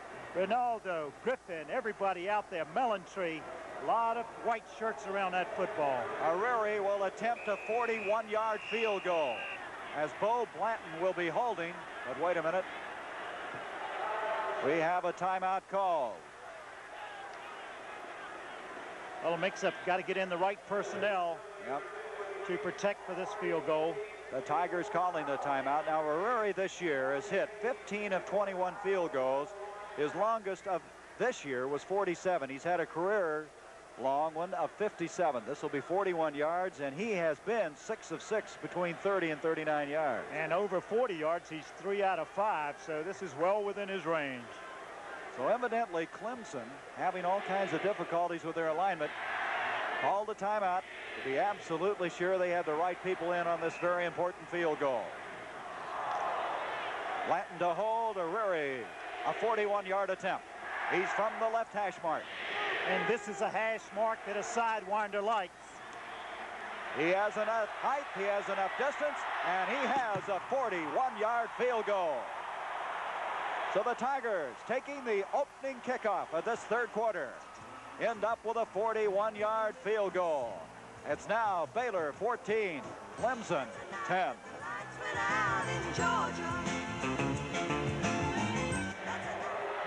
Arreri's field goal, by the way, was just 1 yard short of the Peach Bowl record. And boy, he hits it good.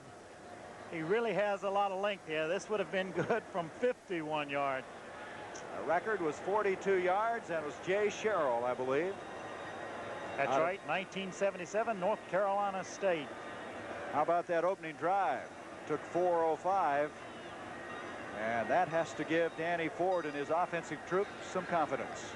Kind of like a chess game. They made some adjustments, and I'm sure that the Baylor Bears will go to the bench. Their coaches will make adjustments defensively now. Dennis Gentry is back deep as Arreri will kick off. He's joined there by Philip Ward and Vic Vines. 14-10, Clemson. Trailing as this will be Gentry. Gentry is really decked at the 20-yard line. You don't think they haven't fired themselves up a little bit after that 3-pointer? We're going to have an exciting second half. You can see that.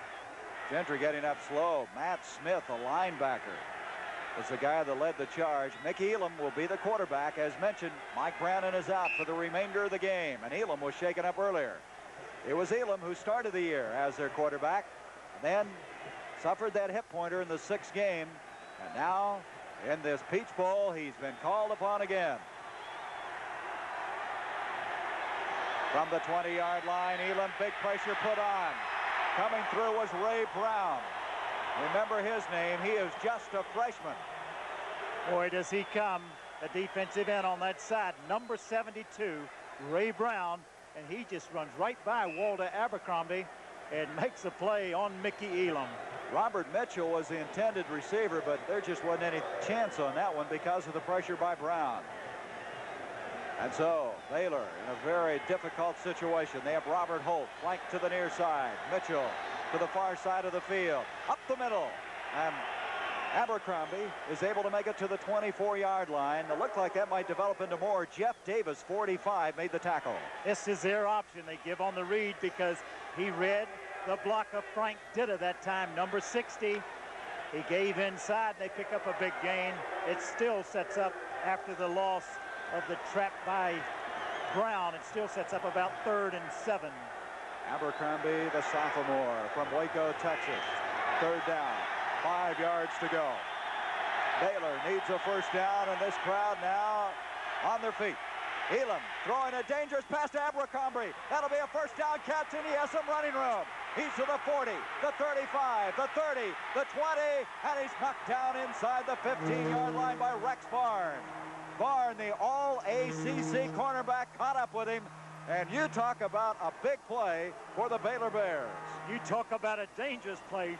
Rolling left, throwing it back across the green, and he's throwing it running backwards, and they caught him by surprise.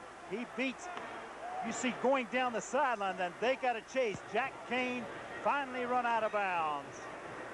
Whoa, what a big play for Baylor. Just take a look at it again.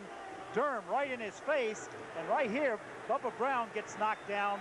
Kane in chase, and then the race is on. Finally run out of bounds by Rex Barnes. That was a 63-yard pickup. Baylor cannot hear the snap count as they back off. 63 yards that time by Abercrombie. You know, he had a 78-yard catch earlier this year, so Walter has been on the tail end of a couple of big ones. And none bigger than that as far as Baylor is concerned, because they had a 3rd and 5. They were in a bad field position situation. The momentum was on the Tigers' side, and all of a sudden they go 63 yards. You got to give that coaching staff of Baylor a lot of credit for that play. A very dangerous type throw, rolling left, backing up, and laying the ball up with nothing on it, just kind of lobbing it back over there to come out with that kind of play. As you said in practice to one of those kids, you better be a good tackler if you're going to throw that very often. Well, that's for sure when you throw that type of pass. At the 13-yard line, first down for Baylor. Elam now 2 of 6 for 76 yards. He gives off to Pollard.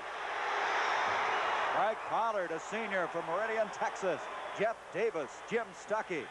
Pollard is the guy that broke his jaw and lost 15 pounds this year.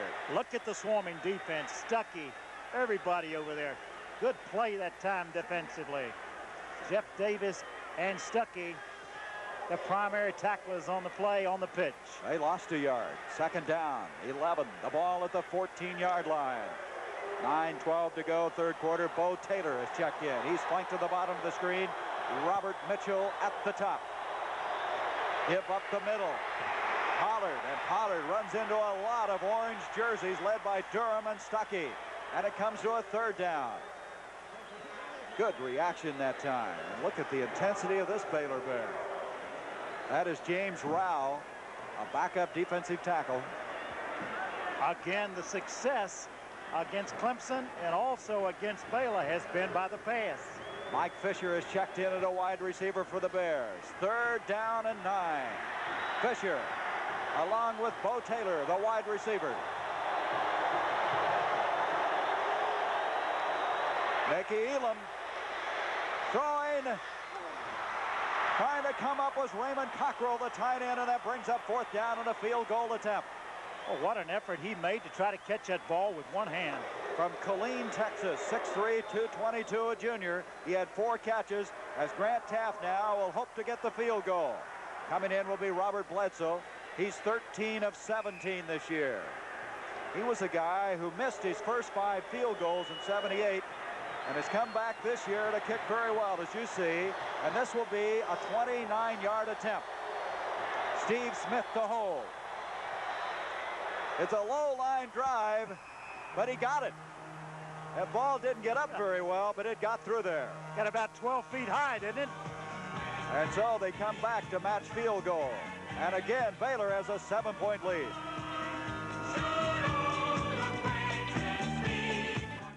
He was shaken up earlier, replacing Steve Ronaldo. Billy Lott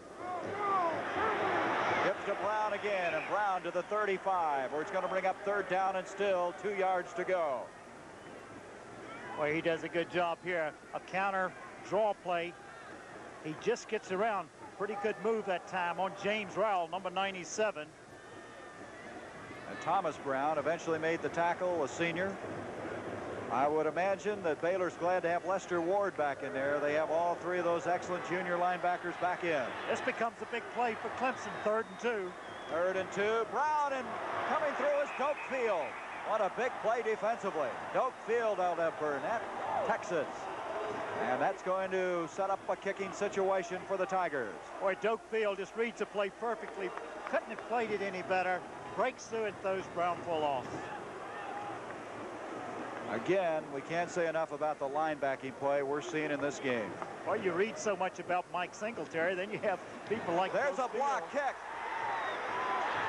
And it's going to be down to the 35. It looked like Jeff Gandy 45 blocked it. He is a freshman from San Antonio. This team does an excellent job of blocking kicks. Gandy had blocked 2 of them earlier. And I believe that's who it is. We'll see it on a replay here. As Sims, again, just didn't get rid of the ball. They've been very close to blocking kicks all day. Doesn't seem to be taking a long time, but boy, do they get in there. They have a lot of people that were capable of blocking that kick that time. It is confirmed. It is Jeff Gandy that did block it. And now, at the 35, first down, Abercrombie. He's to the 25-yard line. Jim Stuckey making the tackle for Clemson. Abercrombie running inside. Again, a good read by Mickey Elam, giving the ball inside, and Stuckey having to come across in pursuit to make the tackle from behind. You know, Max McGarry for Baylor in his career has 11 block kicks, so they make an art of blocking kicks. Well, it shows you what their coaching staff really works on, all phases of the football game, the special teams included. Second down and 2, and Abercrombie is going to be short of the first down by a yard as he makes it to the 25-yard line. Ray Brown again on the tackle, number 72. He, by the way, was an All-American at Parade Magazine in high school, the state lineman of the year in the state of Georgia. And it's obvious that Baylor saw something in the Clemson kicking game that they felt they could exploit, because they have tried to block every kick, every punt today. Philip Ward is now checked in for Abercrombie, and Frank Pollard has also come in. A power I formation. Third down, a yard to go. Pollard, he has a first down. And I mean, he really fired through on that play. Eddie Gathers made the stop for the Tigers. And Pollard, who's gotten a second life after missing most of the season and a chance in postseason play to come back and do something about it. Both teams go to this power I formation in short yardage. They get that extra blocker inside there. That time, good piece of running, good line movement at the point of attack. First down just outside the 20. Travis Self, Raymond Cockrell, 2 tight ends have come in. Elam, the quarterback, on the power I. Abercrombie cutting against the grain. He's to the 10. And that should be a first and goal. Boy, did he cut back on that play. He did again. The Baylor line doing a good job at the line of scrimmage, and he cuts back against the grain, and you see he finds some daylight that time. Durham couldn't quite make the tackle. Finally making the tackle is Rex Barn, who comes across to make it. We told you about Abercrombie having the ability to run inside and outside, and you see that he's not scared of giving up his body. Give a lot of credit that time to Frank Ditta, the left side offensive guard on the block. Here is Elam keeping the football, and Elam runs into all kinds of difficulty. Well, you try to go wide, and the pursuit of this team, and in particular Jeff Davis and Bubba Brown on that play, is something. Well, I'm sure that Grant Teaff would rather somebody else be carrying that football than one of the only quarterbacks he has right now since Brannon is out of the game. And you see Davis and everybody, and Durham coming over, laying the wood to Mickey Elam. Only Steve Smith can come in and play with any experience. Attendance today, 57,371. A great crowd here on hand for the 12th annual Peach Bowl. Second down from the 7. Elam throwing, a touchdown catch by Cockrell. Raymond Cockrell, the tight end. Again, throwing the football. What a job Mickey Elam does here on this play. Rolling out, running to the wide side of the field. Good pattern by Cockrell, and another Baylor touchdown.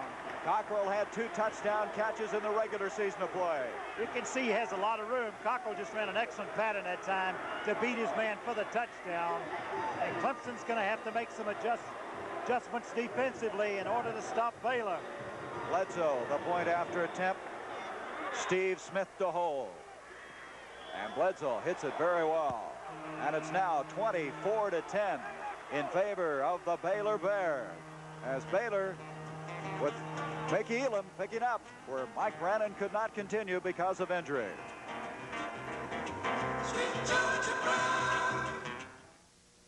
A very happy Baylor team, and in the background, Raymond Cockrell, the tight end, who just caught that 7-yard touchdown pass. Frank Ditta, who threw a big block sitting alongside him. And the Bears lead at 24-10 with 3:43 to go in the third quarter. By no means is the game over with. McSwain and Hedden back deep for this kick from Alvarez. Started out the game, both of them were kicking from the hash marks. Now Alvarez teed it up in the center of the field.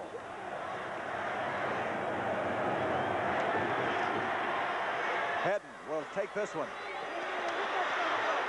to the 20, 25, and Hedden fumbled the football, and it is going to be recovered by Clemson.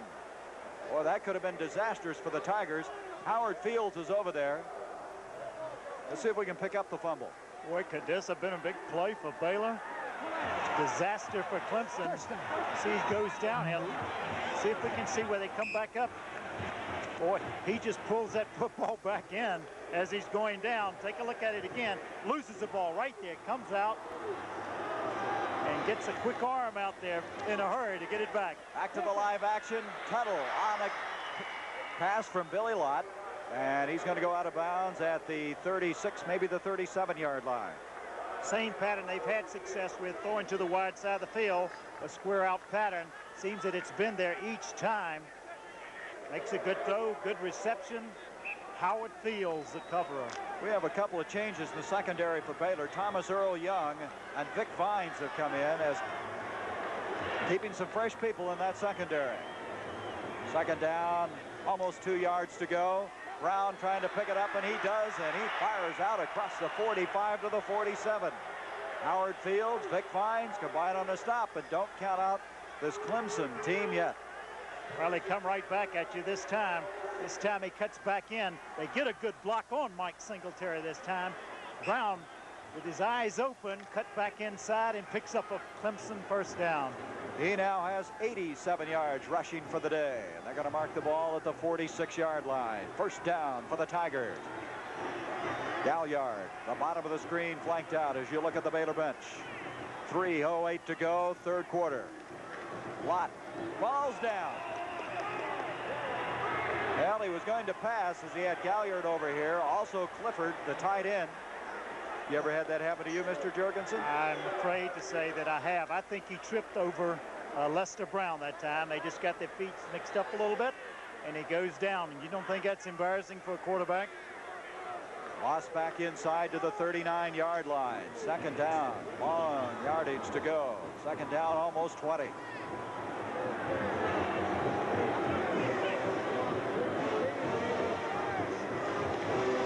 This time gives to Brown, and reaction is just excellent that time by Joe Campbell. And also Max McGarry, number 99. Boy, time to run a draw play. No place to go. Look at this play. Excellent play that time by Campbell. No full loss. It's going to be third and about 11. You also saw in the picture there signing number 89, and every time you look around, you see him. This is McGarry, the man we mentioned earlier from Denver City, Texas, who has 11 block kicks in his career. It makes an art out of it, huh? Lott on third down and 20. Lester Brown, the intended receiver. That play did not develop very well.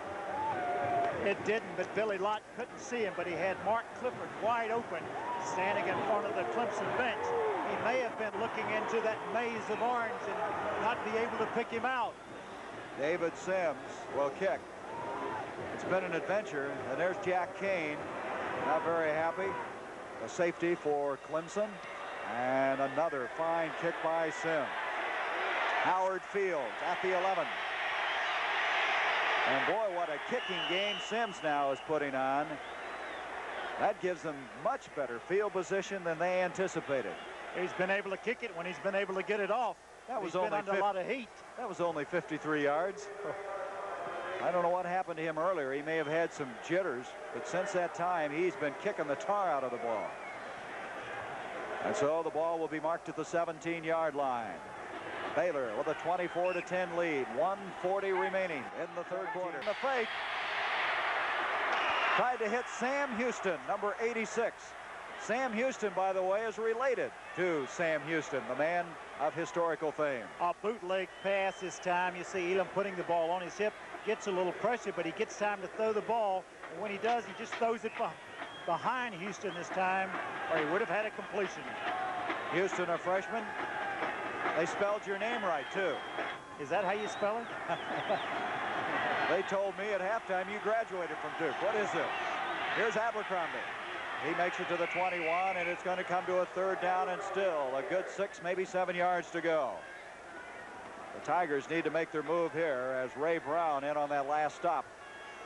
Down 24-10. They'd like to hold here and get the ball with good field position. Coming in now will be Cockrell. He'll be joined by Robert Mitchell, wide receiver and tight end for Baylor. As you see Sam Houston check out. You know, that pass may have been a little too short for Mickey to throw because they like to throw the ball long. I think they average about 22 yards per reception. Elam on third down. And he's going to be thrown for a loss. Really stuffed that time by David Reed. Reed was the man who hemmed him in. He tried to go up the middle, and all kinds of help arrived from his Tiger teammates. And they were trying to go long that time. They had everybody running fly patterns, going straight up the field. He just did not have time. As we look at Billy Lott, he's got to get some offense generated for the Clemson Tigers. Stowe will come in and kick. He kicked a very good kick earlier in the same spot, and they roughed him. And this time inside the 5, Hollis Hall is back deep for Clemson. And he hit another beauty. Hollis Hall at the 31. And he gets it across the 35 to the 36-yard line. Scott Smith again down there. He's been down on all those punts, covering very effectively for the Bears. The second half, these two guys are kicking the football. They really are. Ron Stowe. That was a 51-yarder, Sonny. Earlier, a 53 was kicked by Sims, and so they're kind of matching each other. The longest punt, by the way, in Peach Bowl history is 62 yards. So the ball marked at the 37. The Tigers with the ball down 24-10. Lott throwing to Tuttle, and he made a remarkable catch. That will be a first down just across the 50-yard line. This is what you call remarkable execution, Gary. Just an excellent throw by Billy Lott because there was good coverage on the play, and you see how close it was, and what a tremendous reception Perry Tuttle makes. Cedric Mack, a freshman from Freeport, Texas, was the man who covered on the play. And so that's the end of the third quarter.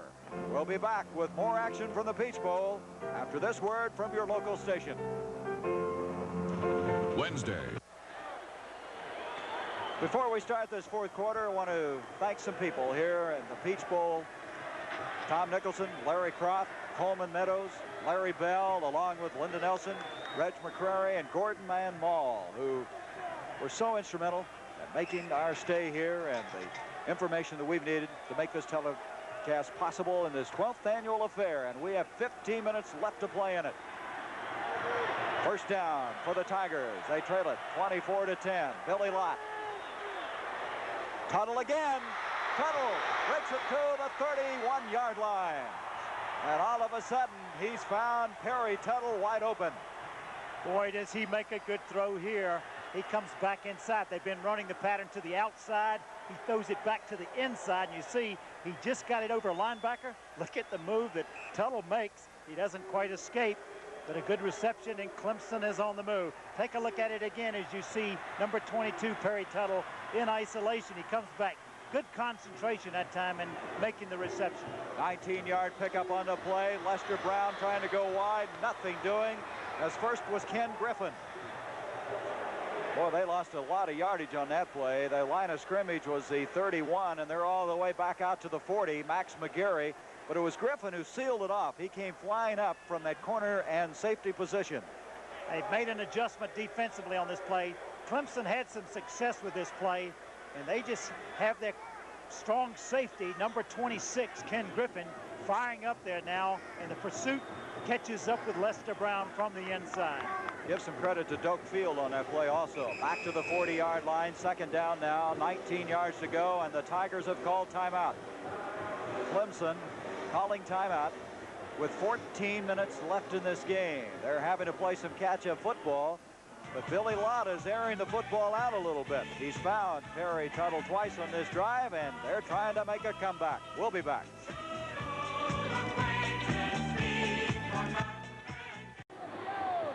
Well, special edition of the CBS Sports Spectacular coming up next Saturday. As we pick up the action here, we'll be talking further about that as Sonny will be out in Palo Alto to bring you the East-West Shrine game. A flag on the play, 2 of them. Lott rolling out on a 2nd and 19, and that ball almost intercepted. Ken Griffin defending on the play. A pass intended for Perry Tuttle. Motion on the arm. Okay. Let's see what Perry Tuttle does here. White captain. Where's the captain? Penalty looks like it's going to go against Clemson. You want to decline that penalty? Yes. Okay. Illegal motion. Offense. Refused. 3rd down. Third down and still 19 yards to go. Take a look at Tuttle here, number 22, adjusting on the pattern when they were scrambling. And boy, he does a good job there. He becomes the defender. Joey Smith, a freshman from Newport News, Virginia. Number 17 is checked in. Tiger Howdy. All right. 3rd down, 19. Lott needs some big yardage. He just does get rid of the football as from behind, Tommy Tabor from Calvert, Texas, dropped him. Looks like Tuttle's hurt. Yes, it does. It looks like he got banged up a little bit on the play. See if we can pick it up and see what happens to Perry Tuttle here. Here it is. Take a look at it. See what happens to him on this play. Goes down. He's running free here. He stops. Nobody around him. Looks like he just got sick to his stomach, doesn't he? Either that or he brushed off with that one man when he made his cut. I don't know if he caught something in the stomach or not, but David Sims will have to kick the football on a 4th down. Howard Fields back at the 10-yard line for Baylor. 13:48 left in this game. Sims trying to go for the corner. And I believe he did it. Did he ever do it? That's about the 3-yard line. Boy, that puts Baylor back in dangerous territory right now.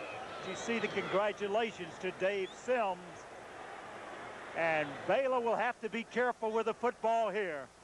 They will, as a ball at the 3-yard line when we return. That's a night that the lights went out in Georgia. A 24-10 lead, but they have the football at their own 3-yard line. There's Elam's statistics. The big play, a 63-yard pass completion to Abercrombie. Pollard and Phillip Ward, the running backs. This is Pollard, and nothing develops on that play. Charlie Bauman, the nose guard, to make the stop for Clemson. Well, you can believe the Tigers would like to force a fumble here, and they came very close. He did an excellent job there to hold on to the football. He was hit just as they made the exchange. No gain. 2nd and 10, still from the 3-yard line. A little bit cooler here in Atlanta. It was the mid-40s at kickoff time. Been overcast the entire game. It's still Ward and Pollard and also Lively in the backfield. And again, it's Pollard trying to get up the field, and again, nothing develops. And it's a 3rd down coming up. And he gathers that time. You think they'll put it up? Well, one of our spotters, Mike Scott, who is the Assistant Sports Information Director for Baylor, shook his head yes, so we'll see. He knows the team better than we do, Gary. He, along with Jeff Rhodes from Clemson, who is a student aide for the Public Relations Department of the Tigers, have been our spotters today, and we thank them. And again, it's Pollard, and again the same result, and they're going to have to get rid of the football. That was Jeff Davis, the sophomore from Greensboro, North Carolina. And Baylor really has a pressure-packed punt coming up. Well, they got to kick it right back from the back of the end zone this time, and it's going to be a short type of punt because they can't go to the full spread because he doesn't have a lot of room. He can't step out of the back or it's a safety. Hollis Hall is deep for Clemson. Oh, very fine kick. Look where he kicked that ball, all the way to 47, and Hall had to fall on it, and the Tigers do not get the field position they anticipated as Stowe booted that ball 49 yards. And you're looking again at Smith, who is down covering so well on that punt. 49 yards he gets credit for, but he kicked it about 60 yards. The kicking in the second half has been as fine as I've ever seen, not only in college ball, but professional football. From the 48 now, Clemson playing catch-up football. Lott looking, Tuttle's got it. And Tuttle is dropped at the 46-yard line. Kirk Collins making the tackle for the Baylor Bears. Harry Tuttle back in the game. They need him for their passing attack. A little short hitch pattern. He tries to spin back out, but no place to go, because that time Thomas Earl Young was right there to make the stop. This time Tuttle is split to the bottom. Lott crosses him up, giving off to Tracy Perry, and Perry has a first down. Ken Griffin made the tackle, and that really fooled him. Good faking job by Billy Lott. Yes, going back, running a quick draw, a quick type of draw that time. Excellent block that time on Mike Singletary by Mark Thornton, the offensive center for Clemson. So the first down sets the ball up at the 37. Oh, and firing off the left side of that Tiger offensive line, it was Clifford. The pass intended and inflated to Galliard, but they're going to bring it back. Clifford, the tight end, fired off. Well, they had a penalty on the play here. The same type of pattern that they had success with. They're trying to force Tom Young to come up and play that man so they can get a long one behind him, but he refuses to come up. He's playing it very well. So the 5-yard step off for the offside. Offsides, 81, offense. First down, first Said down. 81, but I'm sure it's 87. Mark Clifford. So it's 1st and 15. Grant Tapp, his team with a 24-10 lead. Tuttle, by the way, has 6 catches for 61 yards. Lott giving off, and that time Chuck McSwain was drilled by Joe Campbell. That's the freshman we talked about earlier, who we haven't seen much in this game, and he loses yardage back to the 44.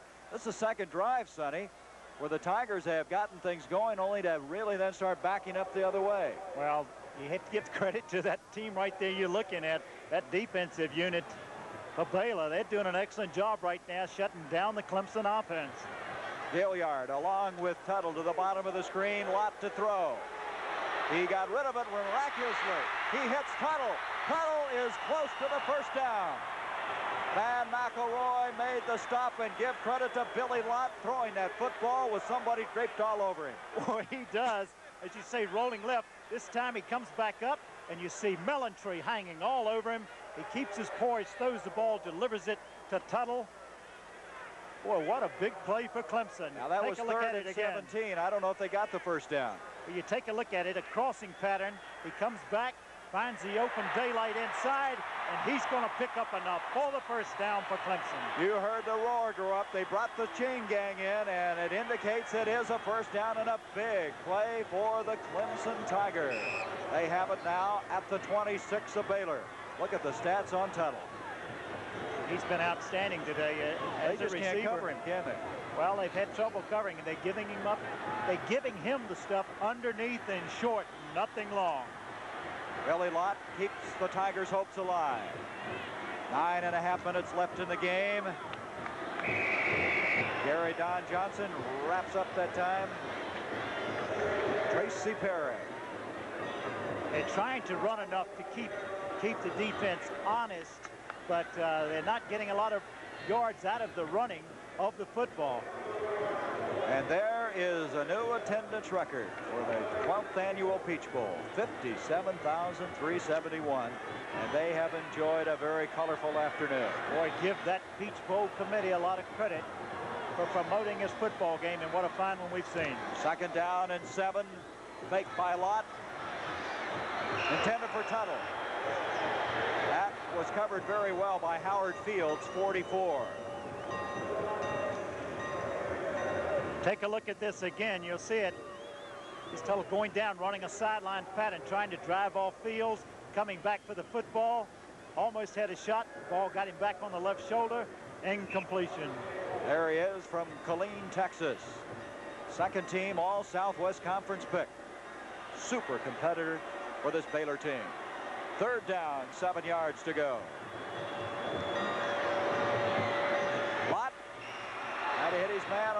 side. That's Joey Smith, the freshman. And it comes to a 4th down. They've had most of their success throwing to the right as they roll right. And the problem is they're on the right hash mark. You don't have a lot of room to operate in on the right side this time. That's why they were trying to get a completion to the left side of the field to give them some operating room to throw back there. Well, they're going for it on a 4th down and 7. Trailing 24-10. The field goal, not what they're interested in at this point.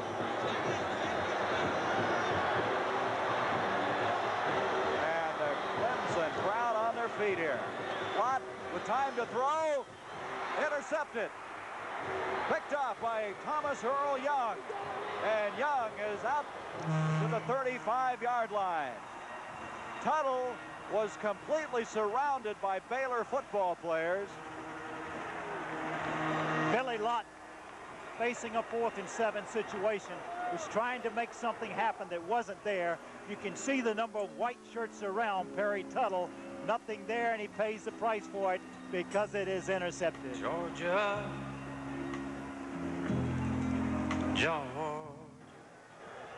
Well, Thomas Earl Young, a junior from Houston, Texas, just came up with a big interception, a 14-yard return. He was a young man that had knee surgery in the spring and has come back to play. And there they are, and lights no less. Boy, I tell you, they did that fine, didn't they? Our producer, Bob Rowe, and Jim Silman, our fine director. Dennis Gentry. As Baylor now intent on hanging on to that football. Good reaction by Jeff Bryant, a big sophomore from right here in Atlanta, Georgia, number 99, who made the tackle. Going to bring up 2nd down, almost 11 yards to go. Robert Mitchell checks in for Baylor.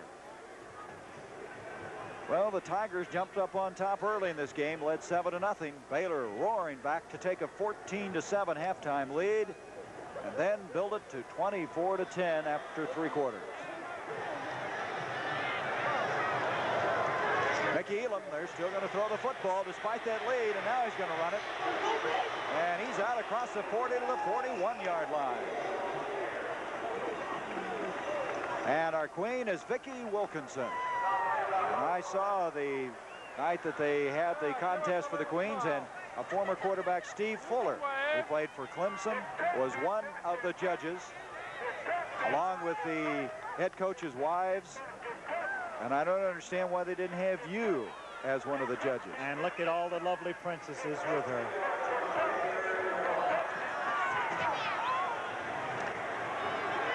The ball now marked at the 43-yard line.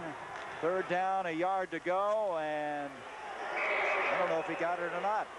Abercrombie trying to get up the field. Willie Underwood, the strong safety, filling very well for Clemson. A hard man to knock off his feet. He has great leg strength. Take a look at it. You see the defense coming in. Bubba Brown, Reed, Underwood, Kennard, Jeff Davis, all of them just really swarming around the football. A young man from Fort Payne, Alabama. I feel he could be a very strong candidate for all ACC honors next year. See if they picked up enough for the 1st down. They got it. So Baylor with an important 1st down. 7.5 minutes left in this game. Gary Helzer now is in at left guard for Baylor.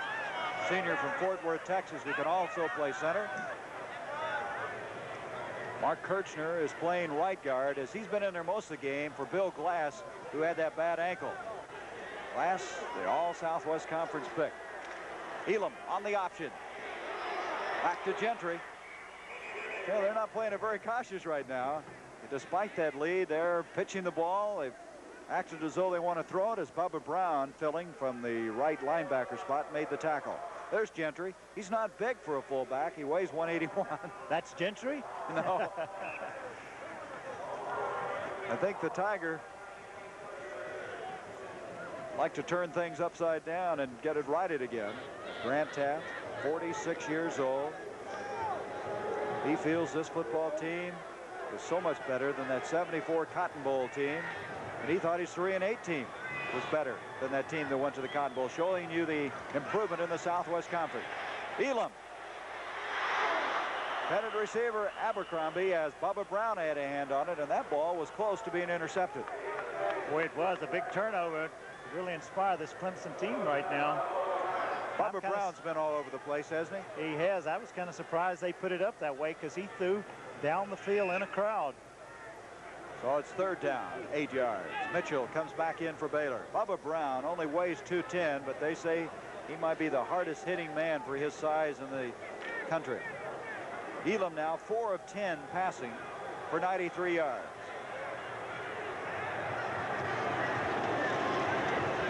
He hits Mitchell. And Mitchell will not get the 1st down. He's to the 50, and that'll bring up 4th down.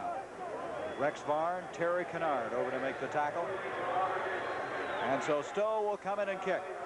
The clock trailing 14 points. The clock is really becoming a factor for Clemson right now. They need a big play offensively. They need a big return, something to happen offensively to get back into the football game. Look at the average on Ron Stowe, over 46-yard average. Kicking from the 35. He hits another beauty. Hollis Hall calls for the fair catch, lets it hit, and that ball goes out of bounds at the 7-yard line. 43-yard kick, and the Tigers have a long ways to go from their own 7-yard line.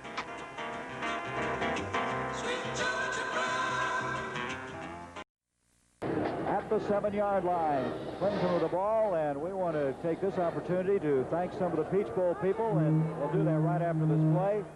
In particular, the executive director, George Crumby. What a job he has done. Lott wanting to throw. He's going for all of it.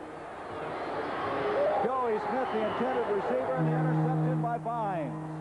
Vic Vines picks it off for Baylor. Boy, he played it perfectly. He anticipated that they were going to try to go long. You see the pump fake. He does get good pass protection, steps up, lets it fly, but you see the great position that Vic Vines has, and he makes the interception. Well, we mentioned George Crumby, the executive director, the chairman of the Festival Division, Albert Tarica, halftime coordinator, Dr. Ellis Mills. And our TV hospitality chairman, don't forget him, Chris Barberry, the chairman of the Business Community Luncheon, Bill Zieberts. Thank you, gentlemen. And so Baylor now, sitting on this lead, gives off to Dennis Gentry out of Lubbock, Texas. 5'9", 181-pound sophomore. Ray Brown making the stop. I want to thank our statistician for his job. Kevin Barr. Want to take him back? Where's from the marker? Penalty against the Baylor Bears. We'll go 15 from here. Bauer explaining the option. 10 will be a 15-yarder. 15. Illegal use of the hands. 51 offense. 1st down. 1st down. So Raymond Bauer on the holding call, moving the ball back to the 30-yard line. 6 minutes. Needham on the option. He's straightened up. He's taken some punishment in this game. Steve Durham that time leading the charge. And so inside 6 minutes to go in this game. Baylor, who lost all 4 of their games this year to top 10 ranked teams. It's Bubba Brown, 47. Jim Stuckey on that picture. That is really remarkable. 2nd down. About 18 yards to go for Baylor. Abercrombie. He makes it to about the 35-yard line.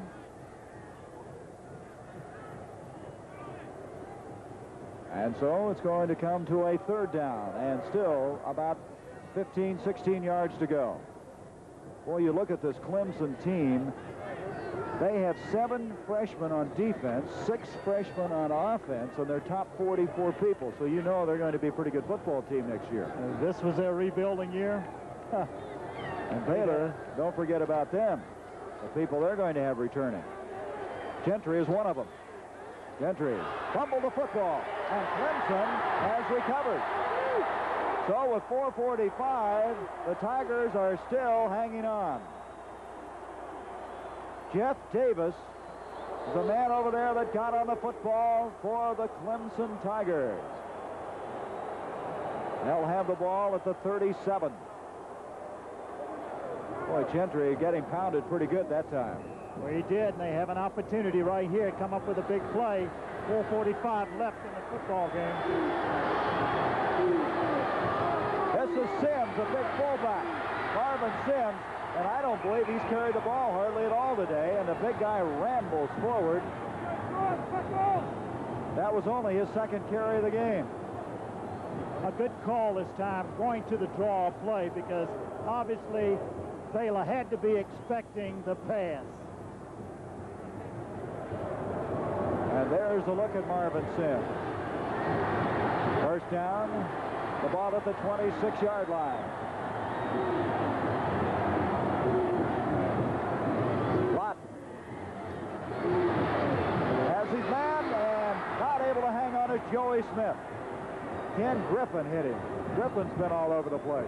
Well, he made a good throw that time. He had the ball there. Smith just couldn't quite hang on to it. He made a good throw. Watch Billy Lott rolling left under some pressure from behind. You see right here, ball could have been caught. Young freshman out of Newport News, Virginia. He was an All-American in track. Great speed, and the young man could not hang on, and it brings up 2nd and 10 from the 26-yard line. 4:17 remaining. Baylor leading at 24-10, but the Tigers trying to climb back in it. Headed receiver is Clifford, the tight end. That play was very well covered. That play was very well covered, but you have to give Andy Mellontree a lot of credit that time, because he forces Billy Lott to throw the football before he wants to let it go. You see him coming around, setting up, and you see Mellontree coming in. Ball overthrown, but he had to deliver the football before he wanted to. 3rd and 10. They need a play right here. They have to come away from this drive with a touchdown. Smith, wide receiver, the top of the screen. Lott rolling, hits Clifford, the tight end. That will not be enough for the first down. Doak Field knocks him out of bounds. And so it comes to a 4th down and still 5 yards to go. He took the man underneath this time because Baylor was giving him the short receiver, hoping that he could break a tackle and get the first down, but they're going to come up 4th and about 5. And so 4th down, 5, and if Clemson figures on pulling this game out, they've got to get it right here. They've got to get at least the first down. 3.5 minutes left. Lott, and he has his man on the far side. That's Galliard, and that will be enough for the first down. A pressure-packed throw that time by Billy Lott. Boy, good concentration by Galliard. The ball comes up a little short. Lott rolling to his right. Again, they got the ball to the left by the other throw, giving them the opportunity to roll out to the right. He throws it low to Galliard. No chance for the interception, and they get a first down. Clemson is still alive. At the 11-yard line. Lott in the corner for Tuttle. Tuttle being defended by Thomas Earl Young, who earlier had an interception. Tuttle still hasn't reappeared as he went into the corner. Is he shaken up? Now he's coming back very slowly. Made a good throw that time to overthrow him. Make sure he avoided the interception. Plenty of time left. 3:07 left in the game. 24-10. Baylor leading Clemson. So Tuttle this time will go to the bottom of the screen. And now they have in Frank Magwood, a freshman, who's put to the top. 2nd down. Lott with pressure. Doak Field. Also Ronaldo, 59. And Lott is really hammered that time. A loss to the 19-yard line. Everybody came. They had the blitz on. Ronaldo coming in. Doak Field. A lot of people around the football. No time for Billy Lott to set himself to throw the football. At the 19, it will bring up 3rd down, 18 yards to go for the Tigers. Galliard, Tuttle to the bottom of the screen, split out. Sims in the backfield along with McSwain, and a timeout now is called by Baylor. Baylor gets the timeout. And so with 2:32 left to be played in this game, the Tigers of Clemson trailing 24-10, trying desperately to get back on the scoreboard. That's the night that the lights went out in Georgia. There's the situation, 2:32 remaining, as we have a third down, 18 yards to go for Clemson. They trail it 24-10. Lott trying to hit Galliard. He did not see the football. Griffin defending on the play. The timing off on that one. Yes, he wasn't coming up with another fourth down play. Tommy Tabor put some pretty good pressure on from his tackle spot. And so earlier, the Tigers converted on a fourth down, and it comes to that again. This time it's fourth down, 18 yards to go. They can get a first down inside of the 1-yard line. And now we have another timeout. This one called by the Tigers as Billy Lott will go over to visit with Danny Ford. As Clemson has had some opportunities. They've thrown 2 interceptions in this second half of play. Lott in this game is 16 of 32. Let's really say something nice about Bob Rowe and Jim Selman. It's been a pleasure, hasn't it? I've enjoyed the whole year with both of them, and they've made our job a lot easier, and we thank them. And we wish them a Happy New Year. It wouldn't have been possible. Not too bad, those 2 guys. They kept you out of a lot of trouble. 2:28 left in this game as Tigers now with their last-ditch effort once again to make things stay alive for them. You look at this Baylor team, they have a lot of young players back. One guy in particular, Singletary, still has another year. They have both their linebackers back. They have Campbell back. They will lose Melantree and Brown, their defensive ends. Their secondary, they will have one of them returning, a starter, Van McElroy. Offensively, they'll lose one guard and both tackles along with a wide receiver. So there's going to be some rebuilding for Baylor, but they have some key people coming back. 4th and 18 in motion. Tuttle, Lott, and he almost had his head taken off by Tommy Tabor. Boy, did he get hit. He got hit, and he was also down. there. He's still down. He's a tough young man, shows a lot of courage throughout the day because he's been under a lot of pressure, and you see those defensive tackles from that 4-3 defense shooting in that time and making the play and sacking Billy Lott. Lott, by the way, is quite a baseball player. He had an offer from the New York Mets. He's a catcher in baseball. And now at the 30-yard line, Baylor has it, 2:21 remaining, and they have a 24-10 lead. Steve Smith is the new quarterback. He gives off to Frank Pollard. Smith was the guy that was the man who started 10 games in 1978 for Baylor. Tomorrow.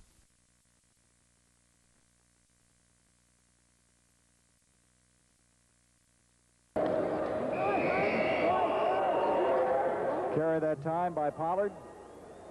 And Pollard is able to move the football just about back to the original line of scrimmage, and that's all. Boy, I know this young man was glad to see some postseason action after being out with a broken jaw. Chance to finish the year in good shape. The Baylor Bears, you have to give them a lot of credit for what they did today with the football against this very tough Clemson Tiger defensive team, and the fact that they made big plays. That has been the difference in this football game, the big plays made by the Baylor offense. On a 3rd and 10, Steve Smith having some trouble hanging on the football. Senior from El Paso. Steve Durham there instantly, and Baylor's going to have to kick the football. Inside a minute to go. And the clock is running. I'd like to take this opportunity, Gary, to say thank you to you. I've enjoyed working with you throughout the NFL season and for this 12th annual Peach Bowl. Happy New Year. Same to you, buddy. I tell you, I've enjoyed this year as much as any of the years I've ever been in this business. And it's going to be a very happy New Year's for this Baylor football team and Grant Taff and his outstanding staff. But also, we can't say enough for Clemson. They have a delay of game against Baylor. They run the clock down, 25 seconds in college, and the delay of game, the 5-yard penalty. And Stowe back to kick inside the 10. Hollis Hall, the only man back, a big rush, and it's blocked. It is blocked. And the ball is going to be inside the 5-yard line. They're going to mark it at about the 1, it appears. That's James Robinson, 75. Well, you take a look at this. This team's never ready to quit. Oh, what a great play that time. Ball rolling loose. James Robinson picks it up right at the goal line. Well, we have the MVP on offense and defense just announced at the Peach Bowl. It's Mickey Elam for Baylor. And the defensive player, Andrew Mellentree, the Baylor defensive end. Well, he had an outstanding day. Both men did. You have to give Mickey Elam a lot of credit coming in, with Brannon being injured at the end of the first half and coming in and doing the job he's done in the second half for Baylor. So the Tigers would like to salve some wounds here and take this in. A give to Chuck McSwain, and he's in. McSwain takes it in.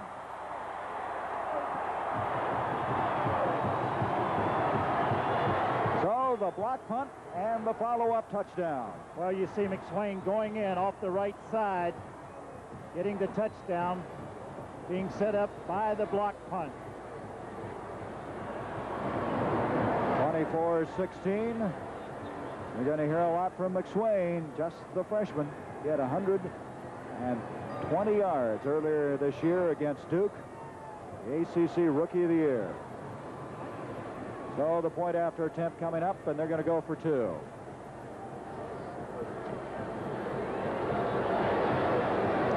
They'll go for 2. 24-16 with 20 seconds left in this game.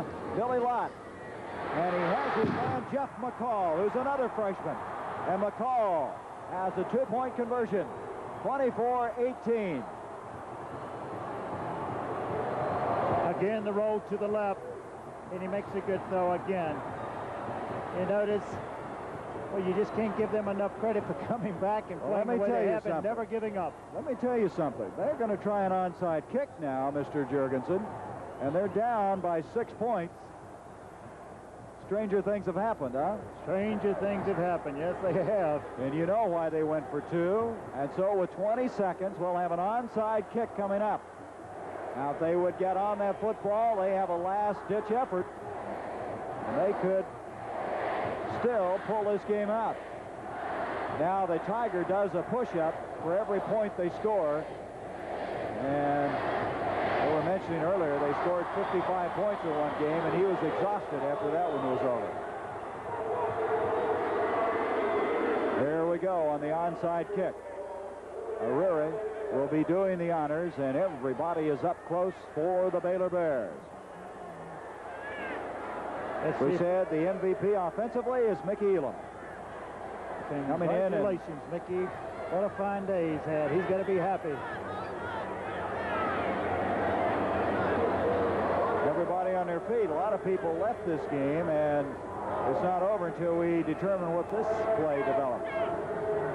Look at him now, jumping around.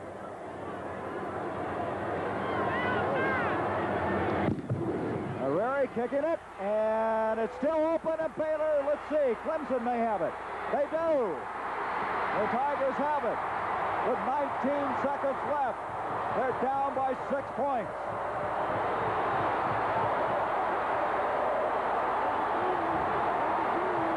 That's what you call execution. Got everybody over here on this side of the field, and they executed the onside kick. They already have a play called. Clemson ready to run it. Jamie Pope was the man who got on the football. We said we were going to have a great football game, and that we have. 19 seconds left. The ball is at the 46-yard line. Billy Lott trying to pull it out. Throws up the field. Tuttle's got it. He was at the 33. And the Tigers will ask for a timeout, I believe. Nope. They'll have the clock stopped with the first down. And so it stopped with 12 seconds. They'll set it back into play. the 33-yard line. First down. They wait for the chain gang before they start the clock, and he's going to kill the clock now. And a flag. Now, wait a minute. What's that all about? We may have, I'm not even going to guess. I'll take the ball. You're going to get intentional grounding, aren't you? Well, I'm surprised that they would call that. He didn't have a receiver out there. There was no receiver. The illegal pass, intentionally grounded. Lost it. There was nobody over there this time. You know, we don't see that very often in the NFL. You never really see of that being enforced at all, do you? There was no receiver to that side, and he was stopping the clock to that side. That's why the call. That is a loss of down as well as a penalty. 9 seconds left. Watt back again. Intended for tunnel. Intercepted. Picked off by Dope Field. And Baylor puts the lid on it. But it had to give him some shaky seconds.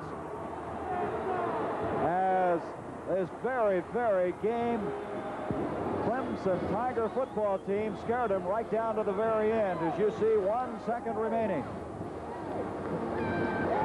They had the answer every time they had to. They came up with a big play. Doak Field, Andy Mellentree, they made the big plays when they had to. And Mellentree, of course, the MVP on defense. And so with 1 second left, don't forget the Cotton Bowl tomorrow, 2 o'clock Eastern Time. Nebraska and the Cougars of Houston. Southwest Conference picking up a win here today, and they'd like to continue that on the first day of 1980. I hope they have a fun football game as we've had here this afternoon. And Mickey Elam falls on the football. And so the final score. The Baylor Bears defeating the Clemson Tigers 24-18. And so for Sonny Jurgensen, this is Gary Bender wishing you all a very happy new year and saying so long from the Peach Bowl in Atlanta, Georgia.